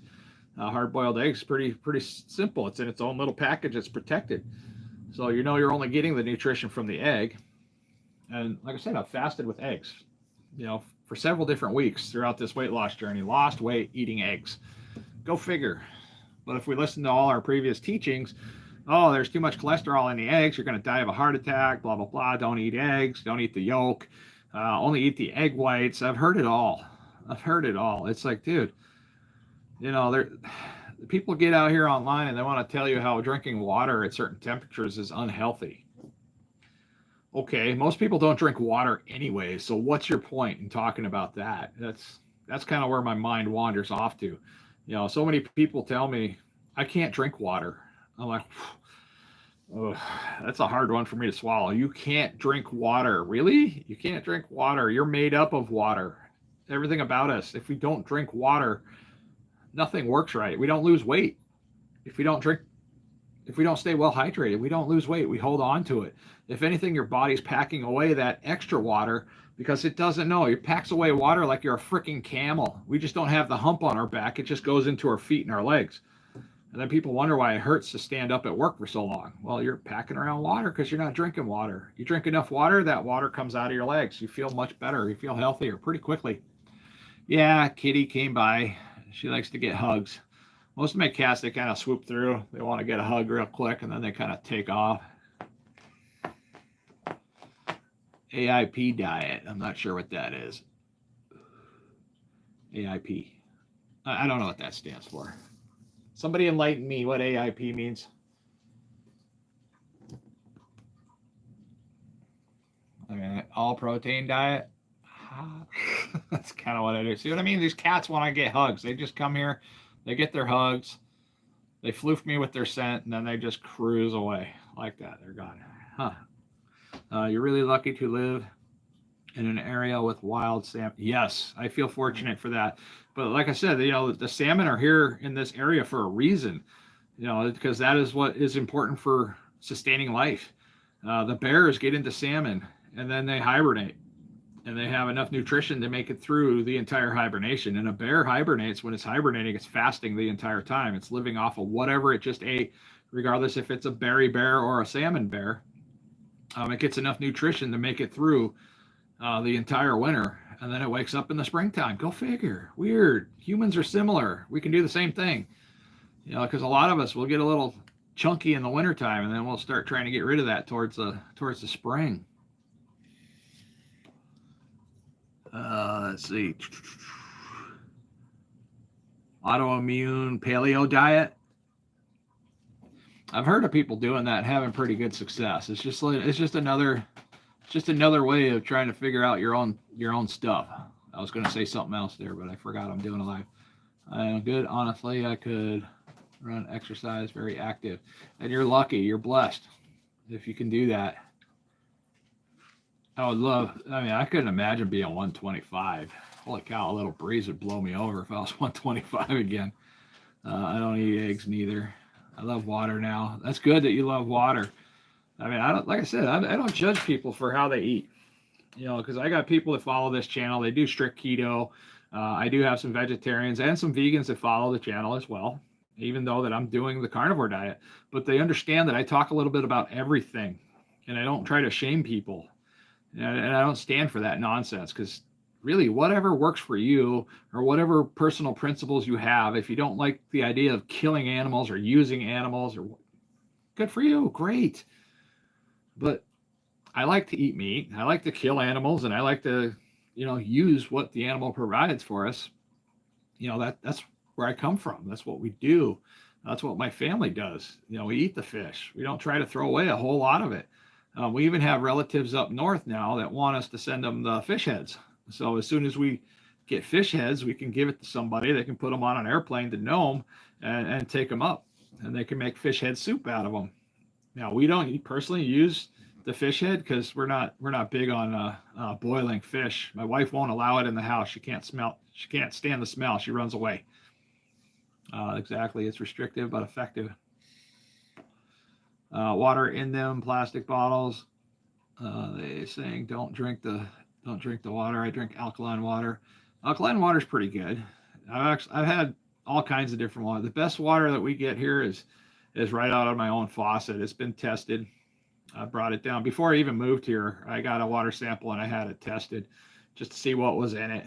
And then because we're on a community well, so this is a well that comes straight out of it's basically Alaska's got mountains. The water comes down the mountains underground and runs through these underwater streams and rivers underground and goes out to the ocean. And if you're lucky, you find a good spot you can live on. And I've found at least 2 good places in the state where some of the best water are, and it's where the trailer parks are at. The trailer parks were sitting dead on underground rivers. Rivers that used to be above ground and then gradually went underground. And now they're tapped into those. There's plenty of minerals and nutrients in this water, so it makes it so good. It tastes so good. I mean, it's so nice to have clean water source. And if I was living somewhere where I didn't, I'd figure out a way to get out of there and move to a place that had a clean water source so you could just get water out of your tap that's safe to drink, because that's the best water in the world. Let's see, 7, same name. That's your profile here. I'll look for you later. All right, yes, ma'am. I'd love to see you there at Anna. Let's see. The 7 Sacraments of Health. Oh, I'm guessing you got your own YouTube channel there, 7 Sacraments of Hell. That's all right. I don't mind people that promote their own channels here. If they want to, they can. I mean, it's only gonna, just don't overdo it. Just make your mention. It's totally cool with me. Yeah, especially if your channel is trying to grow and you're trying to get some subscribers and people to follow you. Yeah, that's game on. Let's see. Hey, GMR Domingo. Sorry I'm late and can't stay long. That's all right. I appreciate you dropping in, GMR. Every time I see you, you make me smile, man. Let's see. Bro. Jim guy. Yeah, thank you, man. I appreciate that. So lucky, water is life. Yeah, water is life. Let's see, John, how tall are you? I am 6'2", 6'3".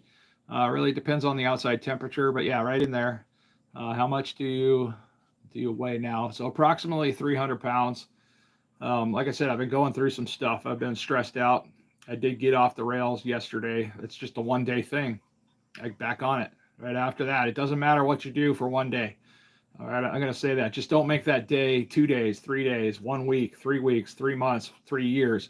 Then all of a sudden you get up to where I was. 435 comes quick.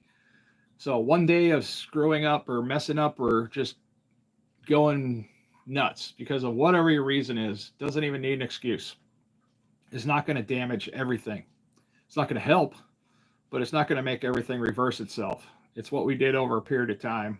It took me years to get to 435 pounds. It took me years to get up there. I got up to 250 pretty quick when I was young. The military helped with that. The diet that they had helped with that. The MREs, yeah, we didn't know how many calories were in the MREs for quite some time. We were kind of the guinea pigs, when they started coming out with MREs. They were feeding us 3 MREs a day, and we're talking anywhere from 20,000 to 30,000 calories per MRE. And we were eating 3 of those a day. No wonder we came out of the woods almost 50 pounds heavier. I mean, we were just whatever was in them. And we couldn't poop either because there's something in those MREs that make it so you don't poop while you're in the field. If you do, we call it an MRE turd. I mean, we're talking like you just gave birth to a baby freaking gorilla. Not pretty. Excruciating times at times. Oh, I'm sorry that your cat died. That's horrible. I hated that. When one of my cats died when I was an adult, I had such a hard time because cats are so cool. Because, this little guy here, he'll just come up when you're feeling crappy. He'll do the neatest little things. I mean, and they take it all with them when they go. And I think that's why it's so hard to lose a family pet. It's because these guys are there through all the emotional times, the good times, the sad times. And then when they're gone, they just took all of that and it just pulls it right out of our soul. And it's hard. It's like losing a real family member, like a human family member. It's almost worse than that at times. Crazy. I feel for you, man. I pray for you. You cut off. Could you please repeat your weight? My weight's approximately around 300 pounds. And like I said, I'm not focused so much on the weight anymore. I'm focused on exercise, like yourself, Anna. You know, I hear you're pretty in tune with being able to exercise. Now, this is a rehabilitation state for me now that I'm down to 300 pounds, as I can start to ride my bicycle again. And through the process of exercise and better nutrition, I'm getting healthier, I'm getting fitter, and it's a slow process because my arms, my muscles, my legs, my feet, none of it is used to getting back into shape. So it's going to take time. And it's going to take repeated effort and stuff like that. Let's see. What are MREs? Meals ready to eat. The military, that's what we tend to get issued while we're out in the field.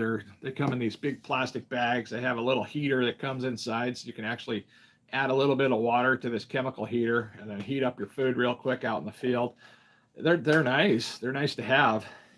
They come with some little snacks. Sometimes you get a brownie. We used to like to give those away to random kids. They have M&Ms in there, typically a little thing of Tabasco. Those were nice. Some salt packages, and the salt packages were great for just random electrolytes. So if you didn't use the salt packs, you always tried to save the salt packs to mix in with your water, so you would get electrolytes while you're out in the field. Because when you're marching around out in the woods and you got a 50-pound rucksack on your back and you're carrying a gun or whatever equipment or ammunition, you burn through your electrolytes pretty quick. So having those little salt packs were super handy. You know, just one little salt pack, just add it to your canteen, tip that sucker back, and it's gone. And it kind of rejuvenates you, and you keep powering through things. Just little things we learn. Let's see. Cat's in the way. Yeah. But okay, guys, you have managed to have made this the longest live stream I think I have ever done. I think the timer's up to 3 hours and 12 minutes, 17 people on. I think our lowest number in the room was about 8 at one point, and it just kept jumping up and down, like 25. And my average people that do come in here and hang out with me when we do these lives is approximately 15 at a time, but it's a revolving door. They come, they go, they come, they go. And that's totally cool. You know, that's what this is about. And I don't expect anybody to sit around for 3 hours and 12 minutes. That's nuts. I mean, some people do though. That's cool though. I mean, it helps with all the extra watch time. What branch? I was in the Army, and then the Army National Guard. And then after 9/11 happened, my duty status changed up to inactive, ready, reserve, indefinitely. It's just been nonsense ever since. So yeah, it is what it is. I'm okay with it. It just makes it hard to buy a car and get a bank loan. So I got to pay cash for everything. I think that's all I got for coffee. Yep, we're out of coffee. There's no more coffee in the coffee pot. I don't want to make any more. Coffee's getting expensive too. My dog doesn't have any thumbs. If my dog had thumbs, my dog would be able to pick up these plates. Hey, you, pick these up. See, my cat's willing to try at least. Let's get these picked up. So about a year ago, just doing that motion right there was almost impossible for me. I was so fat. I was so morbidly obese. Just bending down to pick up something. I would never be able to just come over here and just love on my dog like this because it's too low to the ground. I would suffocate hanging out this long. Crazy how things change so quickly. You know, only a year, 135 pounds in a year, gone. That's amazing. I feel so much better. I feel like I'm ready to, like, seriously go back to work, do types of work that's a lot more physical. Because that's going to help me stay in shape too. It's going to help allow me to be able to eat more calories. Because for right now, I have to watch my calories now. when I didn't for a long time. Even in the weight loss journey, when I was losing weight, I wasn't really watching my calories. But now I'm starting to watch my calories. I'm trying not to get much more than 1,500 calories a day, because I'm not very active. I'm not very active right now. So on the days that I get out and I do start to become more active, like say I go for a bike ride or go for a hike, I go for daily walks, yes, I will eat some more calories on those days. That's a great time to get more calories. I saw something different in the fridge I wasn't used to seeing. My wife got the chicken wings out, because that's basically all the meat I have left right now. And that's all I eat is meat. So I got some chicken wings left, and I have 4 hamburger patties that I made up. So I'm going to have to dig deep to see if I can get enough money up so I can buy some more hamburger meat. And I can thrive off of 80-20 hamburger meat from Costco. So it costs us about $31 or $32 for about 10 pounds of ground beef in a big giant tube. And I make about 5 to 6 bags with 4 hamburger patties in each bag. So that lasts quite a while. I mean, I can live off of that right there. If it was just me, I could live off of that 10 pounds of meat for about a week and a half, 2 weeks. Probably a week and a half, because you got to add in the weekend too. So, and that's anywhere from 2 burger patties to 3 burger patties a day. So today, the only thing I had was those 3 burger patties we had earlier, a little bit of cheese, some sauce. That's it for the day. That's all I need. So anybody that says you can't eat the carnivore diet on a budget, it's too expensive, it's just full of crap, and they just don't want to do it. They're scared. They're probably scared that they're going to find out that there's no need for all that extra stuff. There's no need to buy all the sauces and all the extra condiments and extra vegetables, side dishes. Like that was something somebody said earlier, no side dish. Like, no, you don't need it. You don't need it. It's unnecessary. I ate 3 burgers. I'm full. Now I'm going to be full till tomorrow sometime. I'm not wanting to snack. That's great. That's where I was getting fat. I was eating after dinner time. It's only, let's see, I think I finished eating those burgers about 2 o'clock, 2:30. Dinner time's going to come around. Everybody else is going to eat their traditional food, their traditional way. I'm fine. That's it. Call it OMAD, call it whatever. I'm not fasting on purpose. I eat until I'm full, and that's it. I eat until I'm full, or it doesn't taste good anymore. Then as soon as it starts not tasting good anymore, that's when I stop. And I have the ability to stop now, when I didn't know how to stop before, when I was eating carbs, especially when I was eating pizza. I could eat pizza. I mean, if I went off the rails and I started eating pizza, yeah, I could eat a crap ton of pizza and not know when to stop, not have that trigger up here like when you eat meat, because meat tells you when to stop. It tells you when you're done. I mean, it starts tasting bad because your brain is telling you you're done. Hey, okay, you've had enough. We've got enough nutrition in here. You're full. Now you can stop. But unless you recognize the signal, it's near impossible to figure out. I mean, most people just don't figure it out by themselves. That's why it's helpful if you have somebody, that's done it before, understands it, because emotional eating, eating when you're stressed out, that's a thing. That's a problem. And it becomes an eating disorder. And that was where I was. Had an eating disorder. Gluttony, it's one of the 7 sins for a reason. There's a reason why gluttony is a sin. And it's also considered an eating disorder. John, don't you know if you answered it? But I asked, how much daily water intake does your doctor recommend? I don't worry about what the doctor recommends, because he knows I have it figured out. So basically, since I'm 350 pounds, I'll go to the scale. I'm sorry, 300 pounds, 350. That was a while ago. It's been a long time since I've been up 350. That's a weird number to hear come out of my mouth. So I'm about 300 pounds right now. You take that, you just divide it by 2. So whatever weight you are, Anna, you just divide your weight by 2. You turn that into ounces, and however many ounces that turns out to be. So if I'm 300, That'd be 150 pounds. So that would turn into 150 ounces. That is my daily intake requirement. That's the baseline right there. So whether that's a gallon, gallon and a half of water, I don't worry about. I usually drink close to a gallon of water a day, especially when I'm focused on weight loss, because you don't lose weight unless you're drinking the right amount of water. It just doesn't happen. It just kind of locks up, and it just starts holding on to water, and water is heavy. Like this glass of water here, that's a heavy glass of water. I mean, it's besides the weight of the glass, just the water alone is pretty heavy. 1 gallon of water, just 1 gallon, is a little over 8 pounds.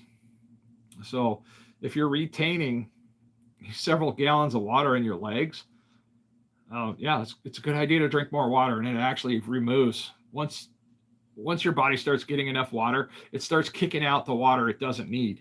It's so weird how that works. I don't know. I don't understand it. Most people will never understand it or get it or try it, but it's true. You drink enough water, a little bit more at times. The more active you are, of course, you're going to need a little bit more water. But yeah, right now I drink approximately a gallon to a gallon and a half of water every single day. The junk the military fed to you probably messed up your system. Absolutely. I'm sure it did. I'm sure the stuff that's in those MREs was not the greatest. I mean, there was always rumors that the military was using us as an experiment, to try to figure this or that out. But yeah, I mean, 100 ounces of beer is better. Well, it can be, but if you're a diabetic or if you're a truck driver, it doesn't work out that well, really. But I do remember times in my life where I used to be that way. I'm not that young anymore. Pretty much if I had a beer, maybe 2 beers, I wouldn't be feeling so great. I'd be under the table. Hey there, KetoVore Candy. Appreciate you jumping in. I am struggling these last 2 days. Oh, that's unfortunate. Are you fasting, KetoVore Candy? Oh, I think you're in the fasting group. Yeah, if you guys don't know, we have a fasting group. It's on the Life Intermittent Fasting application. You can download it on your phones. The fasting group is called Big Man Alaska Fasting Group. There's about 15 people in there right now, including myself. And that's where we keep track of all of our fasting. I need to get in there and shut that fasting timer off and basically just trash that one, because that one didn't. Yeah, too much going on, too much stress. And when you got too much stress, don't force feed a fast. I mean, and don't just not eat because you're stressed out either. So just focus on eating healthy foods to get you through the stressful time, and don't focus on eating garbage food when you're stressed out, because it's just going to get really bad. It's going to get bad and go sideways. No, just cravings are real. I'm guessing. I'm just going to guess. I'm thinking like carb type cravings, or maybe sugar types cravings. I don't know. So when I first started transitioning into the carnivore diet, even recently, not too long ago, I started having a sugar craving. And one of the things I would like to use was a handful of blueberries, because blueberries don't really spike your blood sugar like way high, but they provided just enough sweetness to make me not want to get into the candy or the snacks or some sort of carbs. And yeah, they're pretty useful there. I was going to fast today, but ended up just eating a burger patty. That's okay. Yeah, fasting can start any day of the week. It doesn't matter. I fast 2 months. 2 months on one time. Depends on what type of fast. I mean, it's not healthy to do a 2-month fast.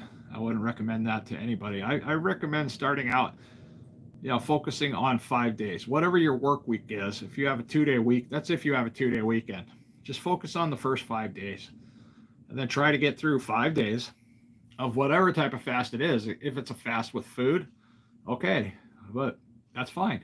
You can do a fast with food and you can have weight loss, like pretty dramatic weight loss too. If you're doing a fast for 5 days with just eggs, for instance, eat as many eggs as you want. Cook them up however you want. I've done it twice now. I've done it food restricted to where I had 3 hard-boiled eggs for each meal, 3 meals a day, 3 eggs, so 9 eggs a day for an entire week. I lost a lot of weight. And then I did more research. This is before I really got into egg fasting and the benefits and the research and the fact that eggs reset my testosterone level. Happy wife, happy life. I tell you what, Yeah, it totally fixes stuff without supplementation. Eggs, eggs. So I did another fast after I did some lengthy research on egg fasting, the benefits, how to do egg fasting, and I was looking at other people that were doing egg fasting different ways. I found out I can eat just about as many eggs as I want. So I think the limit was 20 eggs in a day. I only did that a couple days throughout that egg fast where I had 20 eggs in one day, per day. Because that put me at right around the 2,000 calorie marker for egg consumption. Because an egg is approximately anywhere from 70 to 90 calories, depending on the size of the egg, and a couple different variables there. But you're guessing around anywhere for between 70 and 90 calories. So about 20 eggs would keep me right at about the 2,000 calorie mark for my activity level. That was enough calories for the day. Because even sitting here at the table, most people don't consider this. Sitting here at the table talking to you guys, I'm burning 230 some calories just sitting here. In a big truck, or driving a car, I'm burning more calories driving around. So in a semi truck, just sitting there driving over the road, you're burning approximately 400 and something calories just driving a truck. That's not getting in and out. That's not opening doors. That's not doing anything else. That's just you driving the truck. It's about 400 and something calories per hour, something like that. Yeah, I had it all figured out at one point. I don't have my notes in front of me handy. But yeah, I could figure out my calories for the day just around some basic easily researchable math around calories. Because some people aren't able to move. So I mean, if they're handicapped, disabled, have a foot problem, you can figure out your calories, per usage. Figure out the intake you want to have, how many calories you're burning while you're just sitting around. Because we're burning calories just sitting here, just breathing. It's weird. Got it. Formula of water, thanks, true. Let's see, the essential for weight loss, deregulating all the body systems. Yeah, you got to have water. Just salad, nothing else. Can't do just salad. That doesn't work for me. If I eat just salad, not only does it start promoting more kidney stones in my body, but I get tremendous sugar cravings, and I never knew where they came from until I started the carnivore diet. And I thought one day, I'm just going to eat salad today. So I went and I ate a bunch of salad. I was just going to eat vegetables for a day, like salad type dishes. I ate like 3 giant bowls because I was trying to get full. Salads don't make you full. You got to eat a lot. I mean, you take spinach and you have like this much spinach and you boil it down and you got like this much spinach now. There's like nothing there. So yeah, once you start munching on all the vegetables, they turn into virtually nothing. You're hungry. But I didn't know that the lettuce was triggering me to want carbs, like other carbs, like in the pantry type carbs, stuff that I shouldn't have. Because after I ate all those salads, I was so ravenously hungry. I was into the junk food, and I was doing really good at that point. I was really strict on my fasting. I was really strict on my foods. I wasn't doing carnivore at that time. Hello. Do you want to say something, or is there something we need to talk about? What happened? Something happened in the other room? Got a cat doing cat stuff here. And there she goes. But yeah. So yeah, certain vegetables, leafy green vegetables, for some reason trigger me into a sugar response to where I want to eat something really crappy and healthy. It's so strange. But I have found and contacted and talked to many, many other people that have had the same exact effect from lettuce. I mean, I just find it amazing that more people aren't really discussing this stuff over and over again. How long did you do the egg fasting? My egg fast, almost all of my fasts revolve around a 5-day schedule. And I don't recommend people doing an egg fast for more than 2 weeks because an egg has a lot of nutrition. It just doesn't provide you everything you need for going over 2 weeks. So if you're going to do a really, really ridiculous long egg fast, don't do it for more than 2 weeks because there's not enough nutrition in the egg. You got to find your supplementation somewhere else. All right, did that clean on good foods. See what's hurting me. Now I know, feel good. That's fantastic. Keep it real. If you figured out what was making you feel like crap, because I got tired of feeling like crap. I don't feel like crap anymore. I do feel kind of crappy because I got a little carried away yesterday, but you know, my point is that you start to recognize what makes you feel trashy. You know, when you do this for a while, you take it all out and then you try something. So like I had a serious problem with pizza. Like for years, I was a pizza addict, pizza-holic. I was addicted to pizza. Bad pizza, crappy pizza, microwave pizza, any type of pizza, I was on it. Didn't matter. I was wanting to eat it. You know, the junk pizza you buy, you know, in your freezer section at the stores. Yeah, that was great too. It was pizza. I didn't care. And then I was making my own special little pizza out of bagels and bread and tortilla shells. I mean, I was bad. I was really, really, really freaking deplorably horrible with pizza for a number of years. And I just couldn't get over it. Honestly, I can't do eggs at all. Some people can't do eggs because there's a protein in a chicken egg. Some people are just allergic to it. Some people also can get a histamine response from a chicken egg. Although there are possible solutions, only if people aren't appalled by an egg in the first, because an egg is basically just a big giant booger. And it's just one of those things. With duck eggs, quail eggs, and other type of birds, turkey eggs, they don't have the same histamine issues because they lack a certain protein, or it's a different type of protein in those eggs. So those do work for some people. Yeah, you might have had a reaction to the protein in those eggs. It's hard to tell, but I mean, yeah, if you removed them for a period of time and then you found out you felt better, yeah, all day long, man. But there's so much nutrition in an egg. It's still a topic worthy of a lot more attention, in my opinion. No, I'm not going to name a car for your edit. Michael Miller. Why do people say that stuff? What is up with that? I've never heard of that. You know, you guys can record your own voice for an edit and say whatever car you want. You can actually even change the voice. AI is just so freaky now. I don't know why so many people are like diving into this AI crap, because I don't like it. If I can identify that it's AI, I don't want to watch it. I just swipe away. It's like, pfft. But I know there's a lot of kids out there that like it. They like that ASMR crap too. I don't understand that. You know, because see, my people here watching me is like 17. You get some creepy dude with a fancy microphone, and they just start making little tappy sounds, and that's nonsense to me. But there'll be like 300 people there, you know, watching somebody just do this. Maybe if I just sit here and do this for an hour and a half, people will start jumping in here. I think it's gone down. Yeah, there's like 15 people now, so we lost 2. Actually, we lost 3 right away. And then all of a sudden, yeah, I'm just watching it. I don't see anybody jumping in here because I'm making stupid sounds. It's not working. I don't like that idea. I don't want to bore you guys to death with that. That's another cause, arthritis. Yeah, my arthritis was horrible. I get random back pains like all the time. So when I was at my worst at 435 pounds, I couldn't sit here for more than 15 minutes. So I was constantly, you know, sitting here, and then I'd have to go into the bedroom and lay down for a while, but I couldn't lay down for too long because it hurt. So I had to get up, and then I'd come out here and sit down, and then I'd stand up, maybe try to do the dishes. Doing the dishes was hard because it hurt to stand up, and then it would hurt to stand up. So then I'd have to sit down, and then I couldn't sit down. I was back and forth, and it was so bad. I mean, I can't imagine being that way again. I was miserable. I wanted to die. I did not want to be here. But yeah, eating the carnivore diet, my arthritis went away.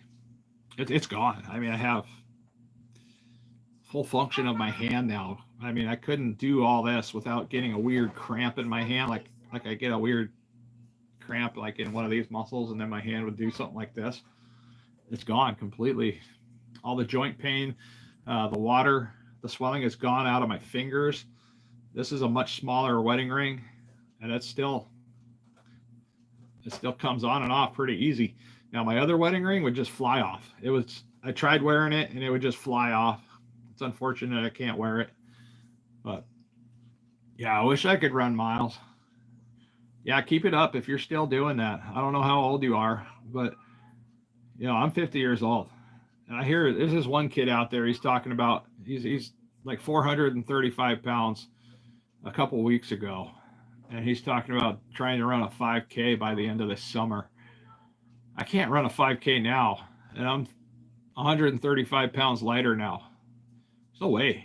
I mean, I could do a 5K on a bicycle just fine, but there's no way I could be running, or even consider running a 5K by the end of this summer. Even if I lost more weight, there'd be no way I could do it. I mean, I would be so cramped up and dead by the end of that. I'd have to do like some serious freaking training every day right now until the end of the summer in order to do a 5K by the end of the summer. And it starts out with like walking 5 miles a day. Anna, I would drink bone broth if I had some. It's one of those things that I've been wanting to buy, but then we fell on some ridiculous financial hardships. So no, not right now. But if I had some beef bone broth, yeah, I would absolutely drink that. I would probably do, if I had a good supply of it, I would probably be doing a 5-day fast with bone broth, because that's a thing too. You can do a bone broth fast, and it's great. I mean, it works. It's cleansing. It also teaches you a lot about yourself. It lets you know that a lot of that extra food that we've been eating is not necessary. That's why I love fasting. Is fasting taught me that I don't need all the snacks when I thought I used to. I mean, I would wake up in the morning, I would eat breakfast, I would have a coffee with a lot of calories, crazy cream and a lot of sugar added on top of that. And I thought I wasn't adding too much, but I was adding too much because of the ingredients in the creamer. And then I was adding sugar on top of that, high fructose, and then it was soybean oil, and a lot of the creamers, the coffee creamers, got soybean oil in there. And then we wonder why we got inflammation issues. So I first started out by getting rid of high fructose corn syrup, I thought, with just getting rid of sodas. I stopped drinking soda altogether. I stopped drinking Red Bulls. I stopped drinking all the energy drinks.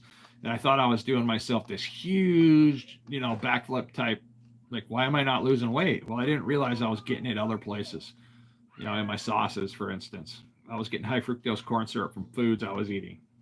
And it was just, it's like you try one thing and you wind up shooting yourself in the foot because you're doing 23 other different things to make it more complicated.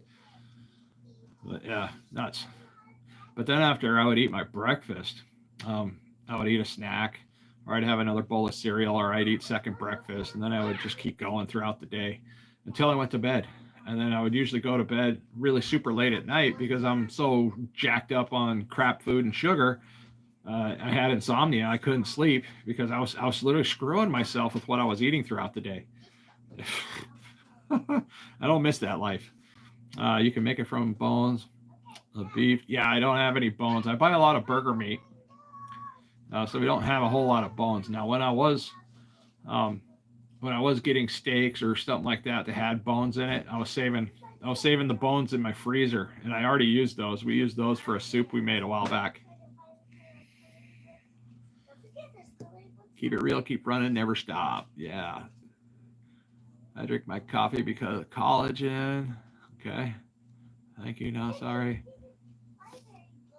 I'm going to scroll back here a little bit. Thought I missed something. I could run my age. Well, that's good. I'll be lucky to waddle my age. I mean, it's just not. I mean, I can kind of jog right now, but I could not do it sustainably for a long period of time. So like from here, like to the end of the block, and these are small little trailer park blocks we have here. That's about as far as I could jog, and I'd probably be regretting that for 3 days because I just need a job that basically takes me from the front of the trailer to the back of the trailer over and over half a dozen times, and then I'll be in really good shape after that. So if I start delivering groceries, that's going to force me to get in better shape without a whole lot of extra mental effort because it's my job. So when my job tells me I have to do something, it's a whole lot easier for me to be more active. And then I can start getting stuff figured out outside of work at the same time. So that'll all work out pretty well together. How is coffee related to collagen? I don't know. I don't know the answer to that. Now, one thing I do know that that works, that's incredibly helpful, is apparently coffee first thing in the morning releases cortisol. Cortisol slows down weight loss. But you can kind of counteract that if you wake up in the morning and the first thing you drink in the day is water before you have your coffee. So drink a full glass of water and give yourself a little bit of time, like half an hour, 45 minutes. So having your coffee like already brewed by the time you get out, like setting your timer to have it ready, it kind of it's counterproductive to try to, work on that aspect. But you tend to get a little bit better weight loss results when you wake up, drink a full glass of water before your coffee. And I drink my coffee black and I drink it black for a reason, because I'm not trying to add in any extra fats or add in sugars and extra creamers with nonsense ingredients. And that helped a lot. That helped a lot with weight loss.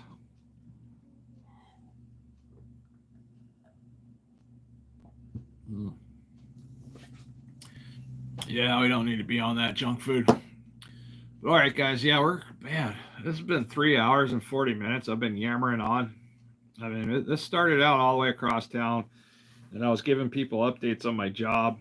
Well, I've been out searching for work, for those of you that don't know, because we've been talking about health related topics for quite a while. But yeah, I started out because I was out looking for work. I kind of think I created my own position, which is great, because it's helpful. I mean, I created a job that's under my own terms, through people I know. So it's more sustainable type work, and it just takes a while to get stuff fired up and get going. Let's see. Junk food doesn't register in my universe. Yeah, I try to avoid it at all turns now. I'm back, bro. What's going on? Here, Brock. Not a whole lot, man. We're just talking about health and topics like that. Coffee, drink water before your coffee because of this, that, or the other. Coffee tends to release cortisol.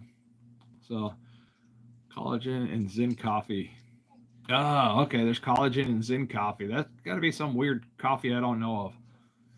I live in Alaska. We got limited coffee, and if you want like real specific type off the wall coffees, you got to order it.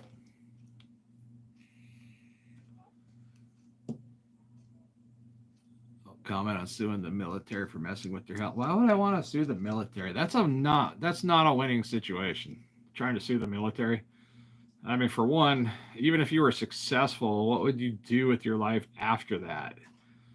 Because these people that get sue happy, and I talked about this with a friend earlier today. Because when I was working for a big pharmaceutical company here called Geneva Woods, I was a go-tech. Some of my people that I would supply medications to, and sometimes incontinence supplies, hospice type setups. I met a couple of them that said that they jumped on the bandwagon like in the 80s and 90s and got on that, oh, my back hurts, bull crap.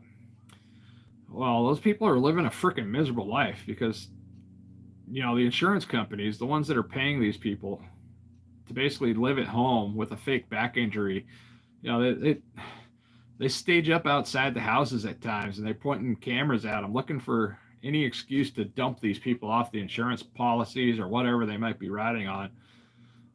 It's just crazy. But yeah, everybody got sue happy back in the 80s and 90s, and then the people that have to that tried to get a free ride, and they thought it'd be a great idea sitting at home and getting paid to sit at home was going to be an awesome solution, and it turned out to be their worst enemy. They're just rotting at home, dying because they wanted a couple extra dollars and wanted to be lazy.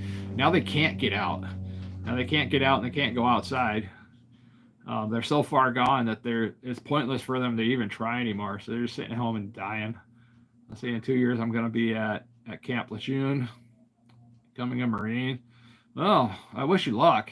I would not recommend the Marines unless you're just real gung-ho or have a lot of family members that have been in the Marines. I mean, if I could do anything over again, I would do my military career differently. And I say this for a reason. I would not go in the Army. I would go in the Air Force. Some people call it the chair force, but they call it that for a reason because it's like a job. It's like a real job. You wake up like a 9-to-5 job, do your stuff. Unless you're doing something crazy special, type stuff in the Air Force, it's pretty sensible, and a lot of that translates over to real life type stuff, real life type work. So you can take it right from the Air Force and come out and get a job at a hospital, or it's just something. There's a lot of amazing opportunities in the Air Force compared compared to the Army, the Marines, or the Navy. I couldn't imagine being stuck on a ship, all the time in the Navy. That sounds miserable. Let's see, Zen called FFL coffee. Mm-hmm. Yeah, but those MREs are insane. They are insane. Anybody can buy them. You can go down to your surplus store. You can Army surplus or any military surplus store. You can usually buy MREs there. You can order them on Amazon too, I believe.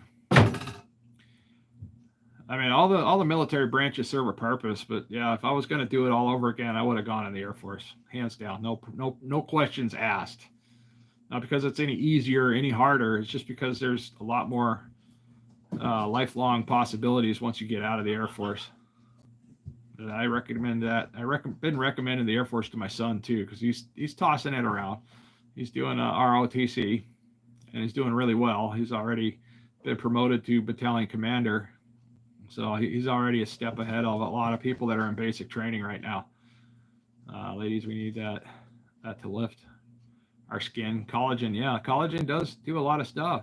That's why the fats and the connective tissue are incredibly important on the carnivore diet, because that you get a lot of the collagen from the connective tissue. Marine Surf 3. Let's see, land, air, and sea. Yeah. And then the Army comes in and cleans up the mess after. That's typically, well, actually, the Army usually shows up first, and then they set everything up. The Marines come in and make a mess out of it, and then the Army comes back in and cleans it up. At least that was my experience. But the Marines always got the really nice rooms, for the most part. Every time I was stationed anywhere in the Army, when I had other Marines there, the Marines had these really posh rooms. It was like a hotel, air conditioning, and we're all stuck in these big, giant freaking rooms with, bunk beds, and the Marines had some pretty nice stuff. But I mean, they were also doing different type of training, and they were getting sent some pretty horrible places. So pampering them a little bit, I kind of batted an eye at that, because I was like, yeah, these guys are going to be in the crap when they go over there. And it's our job to train them up so they can get over there and hopefully come home, safely. That's one of the things I did. I was training Marines how to run the military equipment. Wheeled vehicles was my specialty, tractors and the Humvees. We had a pretty extensive Humvee course that we'd run them through at Fort Leonard Wood, Fort Lost in the Woods. What a treat that place was. If you don't like mosquitoes and tornadoes, that wasn't the best place to hang out.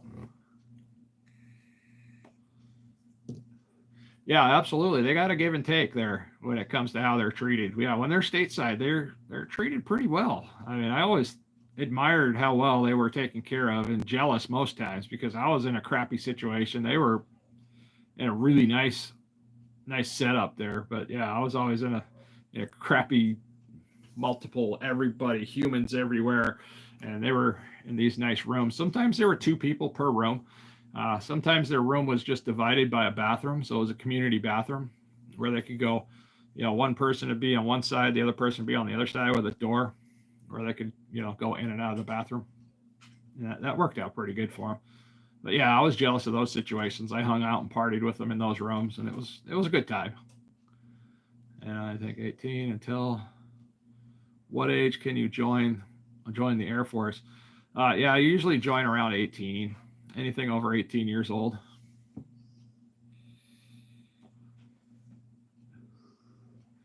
Yeah, the military is not a bad option. There's a lot of school options available. I think they're still doing the GI Bill, and if they are, that's like 100% paid. Education right there. You just got to pass the class. If you fail the class, you still got to pay for the class. But if you pass the class, it's paid for. You can walk out of the military, with degrees and master's degrees if you do it correctly. A couple of months ago, I took my first ASVAB, made it 51. I was also so happy. Was 51 a passing? I can't remember what they changed all of that. Within the last several years, they changed the scoring. They actually dumbed it way down. I mean, so they lowered the standards a lot to pass the ASVAB now. I can't remember what failing is. I think failing is below 35 now. And before, I think it was below 45 or 50 was failing when I went in.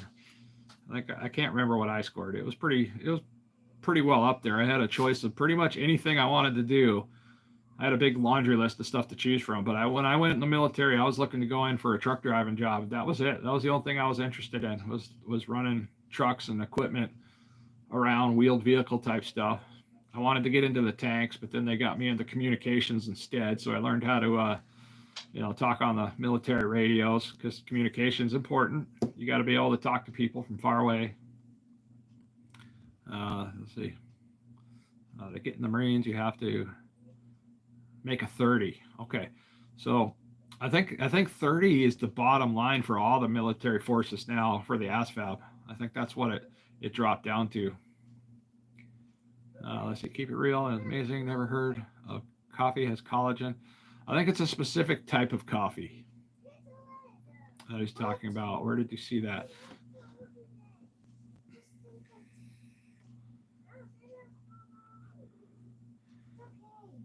Female doctor out of Florida.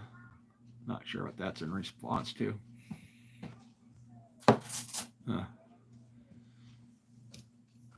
Let's see. She is in India. Okay. Well, I'm going to cut this stream here, guys. Yeah, I've been almost 4 hours into this live stream. I haven't gone to the bathroom once, and that's a little awkward. I don't mind sharing the majority of my random situations and talking about bathroom visits, because there's plenty to talk about when it comes to pooping. Everybody poops. Everybody has different pooping experiences when it comes to carnivore and KetoVore, vegetables and stuff like that. But I'll tell you what, it all improves with carnivore. It's all normal now. I like that. There's no more diarrhea. I don't have diarrhea. I don't have random flatulence anymore. I can eat meat all day. I'm not farting. I eat vegetables, and you guys might want to leave the room. It's not pretty. I'd be sitting here pooping my pants if I was eating vegetables right now. But okay, guys, I am going to cut out of here. And I just want to say thank you to everybody that's kept me going for almost 4 hours. I didn't think I'd ever in my entire life do a 4-hour live stream. Well, I don't want to, or have the energy to do it. I just find this incredibly weird. All right, guys, I got to let you go. I got to take care of my kids. All right, God bless. We'll talk to you next time. Won't be long, though. Maybe tomorrow.